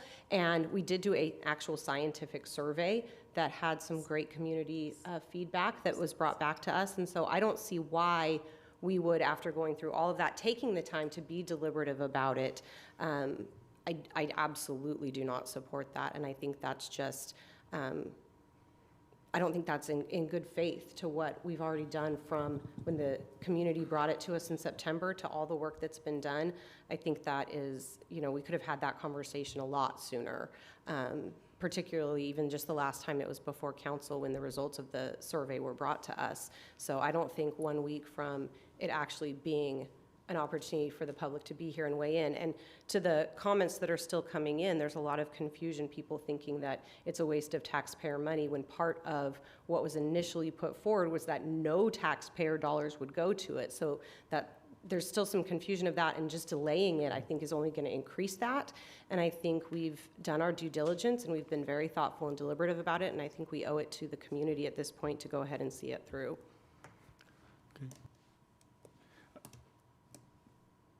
I guess that you added the second part to it, so I don't know if we have consensus with regards to delaying next week. Can I agenda, make because the recommendation? I think that we all want some policy with regards to naming and stuff like that. So I think we have a consensus that way. But with regards to getting it before next week, So staff has planned a staff report for next week. It's a pretty basic staff report based on the direction received. We'd be happy as staff to receive any direction, whether it's a policy, whether it's implementation at that point. That way it's agendized, we can have the community here to discuss a policy or implementation. Staff can get that direction, bring an item back for implementation as desired by council next week. But since it's not on the agenda tonight, I'm a little concerned that we have this conversation without the public knowing that it's occurring. So bringing them in next week to discuss this issue, it's not a shall place this on the wall or that item, it's continue that process. That is the staff report that's been developed for next week. So that could be Except I discussed. do think there's some expectation from Diane, at least, that the next week's agenda is place it on the wall. I don't think next week's conversation is let's talk about placing it on the wall. Am I wrong? Am I hearing you wrong? It could be a motion at that time, Correct. but it's not a staff direction or request for a motion or anything to that effect, based on the direction from council at the last meeting. It's bring it back for further discussion for the community. Vaughn? Yes, go ahead, Drew. I don't mind discussing it further. I want to see, I don't want to do it piecemeal. I want to, what I was expecting was that when we bring this back for public discussion, there would be some renderings, there would be some options, so we could say, okay, we like this, we don't like that, but I don't want to do it piecemeal. I don't want to decide, okay, we're going to do this one today, we're going to vote on it, we're going to move on, and then in 3 weeks, a month, 2 months, we decide on something else. I think that's unfair to staff, because that's a lot of work. And so I don't see an exigency here, but I'm open to the discussion next week so we can continue doing that. But I do think we need to have some guidelines, and I think we're part of the way there. But I'm up to having the discussion next week. I just don't see that happening in 2 weeks after we have that discussion. And I literally didn't think about it till like 3 days ago, Diane. I mean, I did not think about it. Like, I didn't think about it and go, I'm gonna wait and say it tonight. I literally was like, what is rattling around here? And it was when the realization that we could all be gone in 2 years. Literally 2 years, we could all be gone. Depending how, I mean, it's just that, we're not gonna have any legacy to leave. So that's what made me think we need something. So if next week's agenda is just to talk about it again, that's fine. If the agenda item doesn't say an act on putting up a sign, then I guess we can talk about the policy next week, and then we could move forward to Drew's point. But I'm not comfortable taking action to put up the sign, any sign, without knowing some guardrail. And I think we could, maybe if next week is just the guardrail conversation, but I don't think that gives you staff enough time to come up with a draft policy. So that's where I'm struggling. And I literally just thought about this like 3 days ago. So it's not like I'm making this up, but I was thinking there's just some more, I think, thought we need to give broadly to who wants to put something up next. And then what are we going to do? And they're going to say, well, you did that, and now you won't do this. And that's how that's going to roll. So that's what worries me. Well, my thought is, with regards to next week, I think the direction was quite clear in that it is really talking about the national motto and not any other item. And I think we have done things in the past where it never came up. So not to say it's not right, but for example, we named Peg Boss Plaza. We didn't discuss it. It became Peg Boss Plaza automatically without us. So in other words, we have done things, and we can still meet next week to decide that specific issue, and then still also talk about the future. And so I know that planning has, with regards to, okay, if it's a certain amount, dollar amount, they will name a building, a facility already. So we need to really look at everything. Police has hit their criteria on their wall, which is still a public facility, but they have theirs, and everyone has their own little ones. Let's look at it all and go, okay, there's departmental discretion in certain things. More public facing, maybe we, look at the policy, but I think next week we should decide that issue next week. And I think that it should not wait with regards to a big policy prior to next week, because it's really just a national model, and it doesn't lend into the issue of what about this statement, that statement. There's not many national models. If there's other national items we want to put in, okay. That's still very, very USA much, USA-ish. And so that's why I'm more of separate the two. But I don't know, I don't think we have three. We have consensus on the five of us with regards to a policy, but with regards to next week, I don't think we can, Scott, we can't make that decision, or can we? But is it already on the agenda for next week? Yeah. Well, It's planned by staff to be on the agenda. It hasn't been published yet. But yeah. Okay. And the direction we received from council, I'm just looking over my shoulder here. Let's see, where is it, Paul?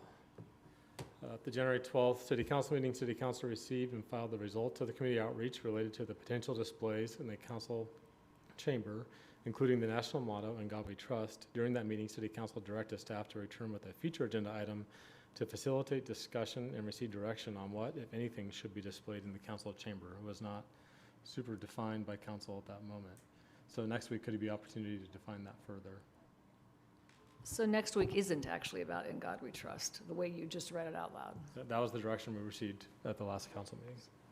So all of this makes me think that clarity is super important. You thought it was to put the sign up, but that's not what I hear you. No, the way it went on January 12th was I actually tried to narrow it to just that, but the consensus was, no, let's take everything that was part of the survey and discuss all of that and decide where to go from there. So it was a discussion on all of the results. I actually wanted it to be a specific thing. I thought that would be easier to digest and make sense of. But no, I think the expectation for the agenda item next week is, again, taking all of that and figuring out exactly what this council wants to move forward with. So. Yeah, and the questions the staff developed for council to potentially answer, if they desired, was whether displays should be placed in the city council chamber, not necessarily what content, if any, should be displayed, preferred placement within the council chamber, and then the funding approach. And those were the four main questions being asked. But not about In God We Trust, anything. Not specifically. It could be something else, but it was not specifically In God We Trust. But that doesn't get your expectations not met. The agenda item won't say to decide to put In God We Trust above No, but it. after the discussion, a motion could be made for something specific to be done, based on those questions and what the survey results were and the conversation has been. So it's further discussion with an option to take action, but. Is that right? I mean, if the agenda item doesn't say to make a decision to place anything, the phone book on the wall, it doesn't matter what it says. Could you take an action to put a specific sign up if that's not what the agenda item said? Absolutely. Yeah, that's absolutely within the council's discretion. Yeah. But the discussion in January was, I think, as some of the council members said, it started as In God We Trust, and then it kind of morphed into, well, maybe we should consider other displays in council chambers. So again, you could do all, nothing, That was Drew's fault. however you want. Yeah. That was Drew trying to decorate. That was Drew trying to decorate. It was such a horrifying thought. No, I'm just kidding. And I guess I would add quickly, because this is not an agenda item, and I don't think the discussion's gone too far, because we're still getting direction on what it is that's going to be, if at all, what's going to be on next week's agenda. So it's still a discussion of a potential future agenda item. But I will say, I think it's difficult for staff or even my office to come up with a policy. We haven't gotten any direction from you on what you want to see in the policy. So I would be kind of hesitant to draft a proposed policy that you guys haven't even weighed in on and say, this is what we're recommending the policy be. You know, don't display anything or display a bunch of things. So, I mean, we would want that direction from the council first. We do have, the city does have a facility and parks naming policy that we could take perhaps for this Peg Boss Plaza thing and perhaps modify it to say, hey, that's what you want to do. It could be a potential template for you to consider for that item. But as far as the display in here, we don't really have anything on paper at all. So I would, again, be hesitant to draft something and say, this is our suggestion or this is staff's suggestion. We would really be looking to the 5 of you to say, this is what we want to do. Or this is the action we want to take. Help us get there, whatever it might be. So both can be on the agenda next week, Andy? Right? I The think actual chamber item and another there- item for. There could be a talking motion about direction to put this on the wall and to develop a policy to put guardrails up. Yeah. That comes back at a To- future yeah, date to- with clarification on what that is. As long as we have some idea of what Yeah. we're doing Okay. before we start nailing things to the wall, I guess is my worry. So as long as we can do that next week first, and then we could talk about any specific language, any Declaration of Independence, anything else, then that's fine. Is that, are we all, at least 3 of us, okay with putting that on the agenda next week to talk about direction giving to staff? Yeah, Kind because of what it's Scott is something saying. separate from Separate from the item on displays. and- displays in this chamber. Do we Yeah. want to wait for Matt to come back? Well, I- there's- We just need 3. I agree. Yeah, okay. I'm- You have at least 3 of us. I'm open for the discussion. Just want to get clarity on exactly, so bringing an item back to discuss a policy regarding council chamber displays is what's desired, or I just want to make sure I have got No. I think clarity. it could be broader. No, just, I think policies in general of, like, we're talking about the naming things and that's so that we have that kind of framework moving forward, but not specific to So this the, would be an additional item. correct. I understood. Additional. Thank Yeah, you. separate items. And that would be for next week or for date in the future when? I don't personally feel that it needs to be next week. I'm fine with that being soon. I mean, I think it is something that has, For instance, on Peg Boss, we're standing up an internal Yeah. group to help us work through that right now. Mhm. That may take a I little think bit it of could time. be in the same time when Peg Boss comes forward. Well, what do we do about Peg Boss? They've already named it. What's No, the not, point on that? not the naming of the actual I was just saying, criteria, because that's- those are things that kind Yeah, of are in alignment. yeah, I with don't what think we're that talking- has, yeah. We're talking here. Yeah, definitely, definitely. I think the broader question is, I think it's here, generally. If we don't have any policies on what's in here, that's what I think it is. I don't think it's all the rest. I think that could take 30 days, or go meet with Peg, or, I mean, that could take a while to identify how you would further add names, if you add any names at all to that. So I think that, I guess in my mind, it's this room, and what is gonna happen in this room, and then, there can be a specific action on anything, the phone book, and God We Trust, anything that's what I think they're separate. Real quick, who decided to put City of Clovis up there 2 years ago? Staff. Okay. And the logo outside the building. Some polishing was done of the I thought council that was chamber. John Holt, right? Uh-huh. Yes. Yeah. And this down Carrie- here, right? This one down Really, here? it was our previous clerk, Carrie Cha, that Yeah. Yeah, it was Carrie. brought that forward. Well, who decided the flag? No. We voted on Please, it. That was I know. a group, that's a group. See, that's we a- actually voted on that one. Never What- design a flag by committee, but it turned out really good. I don't want staff to be inundated and spend the next week trying to figure out what to bring to us on the 9th. We have the 17th. I don't know what we have going on the 17th, but I would like to see it this month, but I don't want to burden staff with coming up with this at the last minute. So no, I don't think it's actually anything. It's just to put it on the agenda for us to give them direction on what we want. Yeah, so it's, I think it's pretty quick. Like, Correct. Yeah, right? Because Yeah, staff if is I- not prepping a detailed, here are some policy. It's just staff, we're putting, or council, we're putting this on the agenda. What do you want us to go look at? That's why I understood it, because it, Yeah, if I could get a quick summary, perhaps, and maybe Andy would, but we need to wrap this up. So, I guess two things we need final direction on. One, to proceed next week with the display in council chambers item. Full discussion of whatever it might be, options, all options on the table. Including In God We Trust. That's one. That's the first item that we're set to go based on previous council direction. I'm just confirming that that council direction still stands for next week. Okay. Second item is the facility naming policy, bringing it back, again, as Andy has said, already having some internal discussions based on previous council direction for Peg Boss Plaza and consideration of other displays at that plaza. We have the facility naming policy. I think staff is already kind of looking at that, perhaps, as bringing back at some point, not next week. It would be at a future meeting at some point, separate and apart from the displays in the council chambers discussion. With no date certain. Correct. Okay.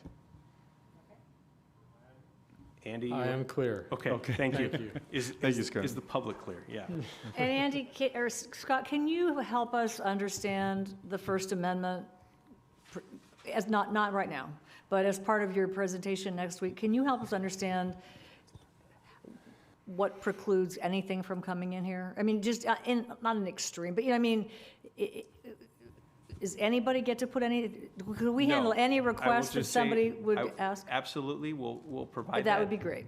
In here is considered government speech, the council's speech. The council decides what it is that they want displayed in here. So it's government speech. So it wouldn't be subject to First Amendment that you got to say that and I want to say this and I want it in here too. It wouldn't be subject to that kind of thinking. The five of you, yeah. No, but I mean from But anybody. some member of the public couldn't just come and say, That you got up haven't there, got so I we wanna trust, so say we want something some else. other display. Okay, Yeah. all right. It's government speech. But if you could just make sure, just include that as Absolutely. kind of that education on that. Thanks. anything else? Okay. Mayor Pro Tem Pierce? I have nothing. And then I just want to report, McDonald's was back up. It's in the county, but we all went to the Ashland and Clovis Avenue, so that's back up. We're just happy for that. And that is a corporate-owned McDonald's, and even the one on Sean Leonard. So they own like 20-something here in the valley, so that's why it took longer, because it's corporate coming in to fix that one. I also want to say thank you, staff, planning staff, engineers, for going to the Fresno State Surveyors Geomatics Conference, for us having a presence there and supporting the program at Fresno State with Dr. Nuna and Dr. Peterson in there. The 21 Days of Prayers was concluded, and we were at the last day, Councilmember Pierce, myself, along with Mayor Dyer, and so that was at Cornerstone Church. Got to go to the Fresno Association of Realtors, their installation of the new officers for this coming year. And I concur with Lynn with regards to the chamber salute to business. They always do an excellent job. And so great job, Amy, for just our facilities there and hosting people. And then Truewood has changed to Saddle Ridge, which is a senior care facility on Alluvial. And so Andy and I got to meet with the seniors there to share about senior programs, senior services, and to meet some of the residents. And so now it's called Saddle Ridge. It used to be Truewood. It's north. Yeah. And so Alluvial and Willow. And so now it's Saddle Ridge. It's a whole new staff. So they reached out to get services or to share services. So thank you, Andy, for coming out, and for Rebecca for preparing goodies for all the seniors there. Also went to the Women's Chamber of Commerce for their installation of officers. I got to be there. I wanted to report out that at the COG meeting last Thursday, we had 2 action items. The first was with regards to conflict of interest with the attorney for COG, which is also county counsel, which is the attorney for the county of Fresno.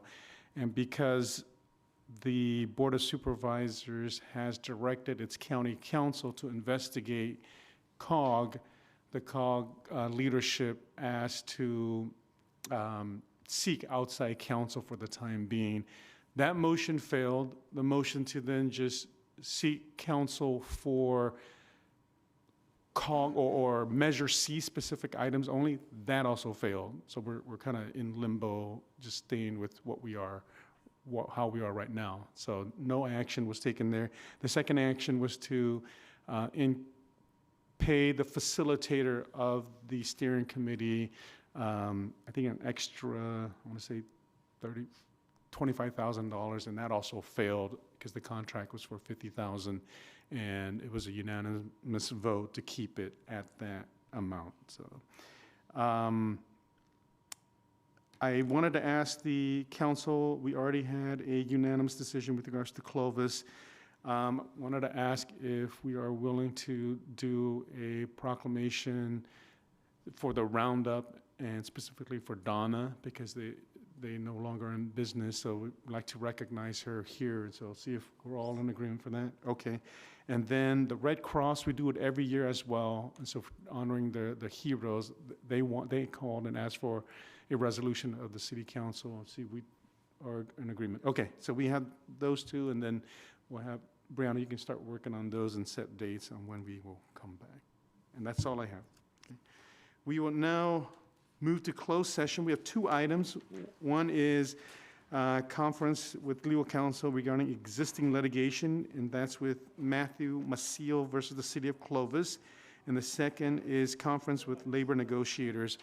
Anyone like to speak on any of those 2 items? You can do so before we move into closed session. You see none? Scott, are we expecting to report on any of these? No, we're not requesting action on either of these items tonight. Okay, so we'll be adjourned and we'll move to closed session. Thank you, everybody, for attending tonight.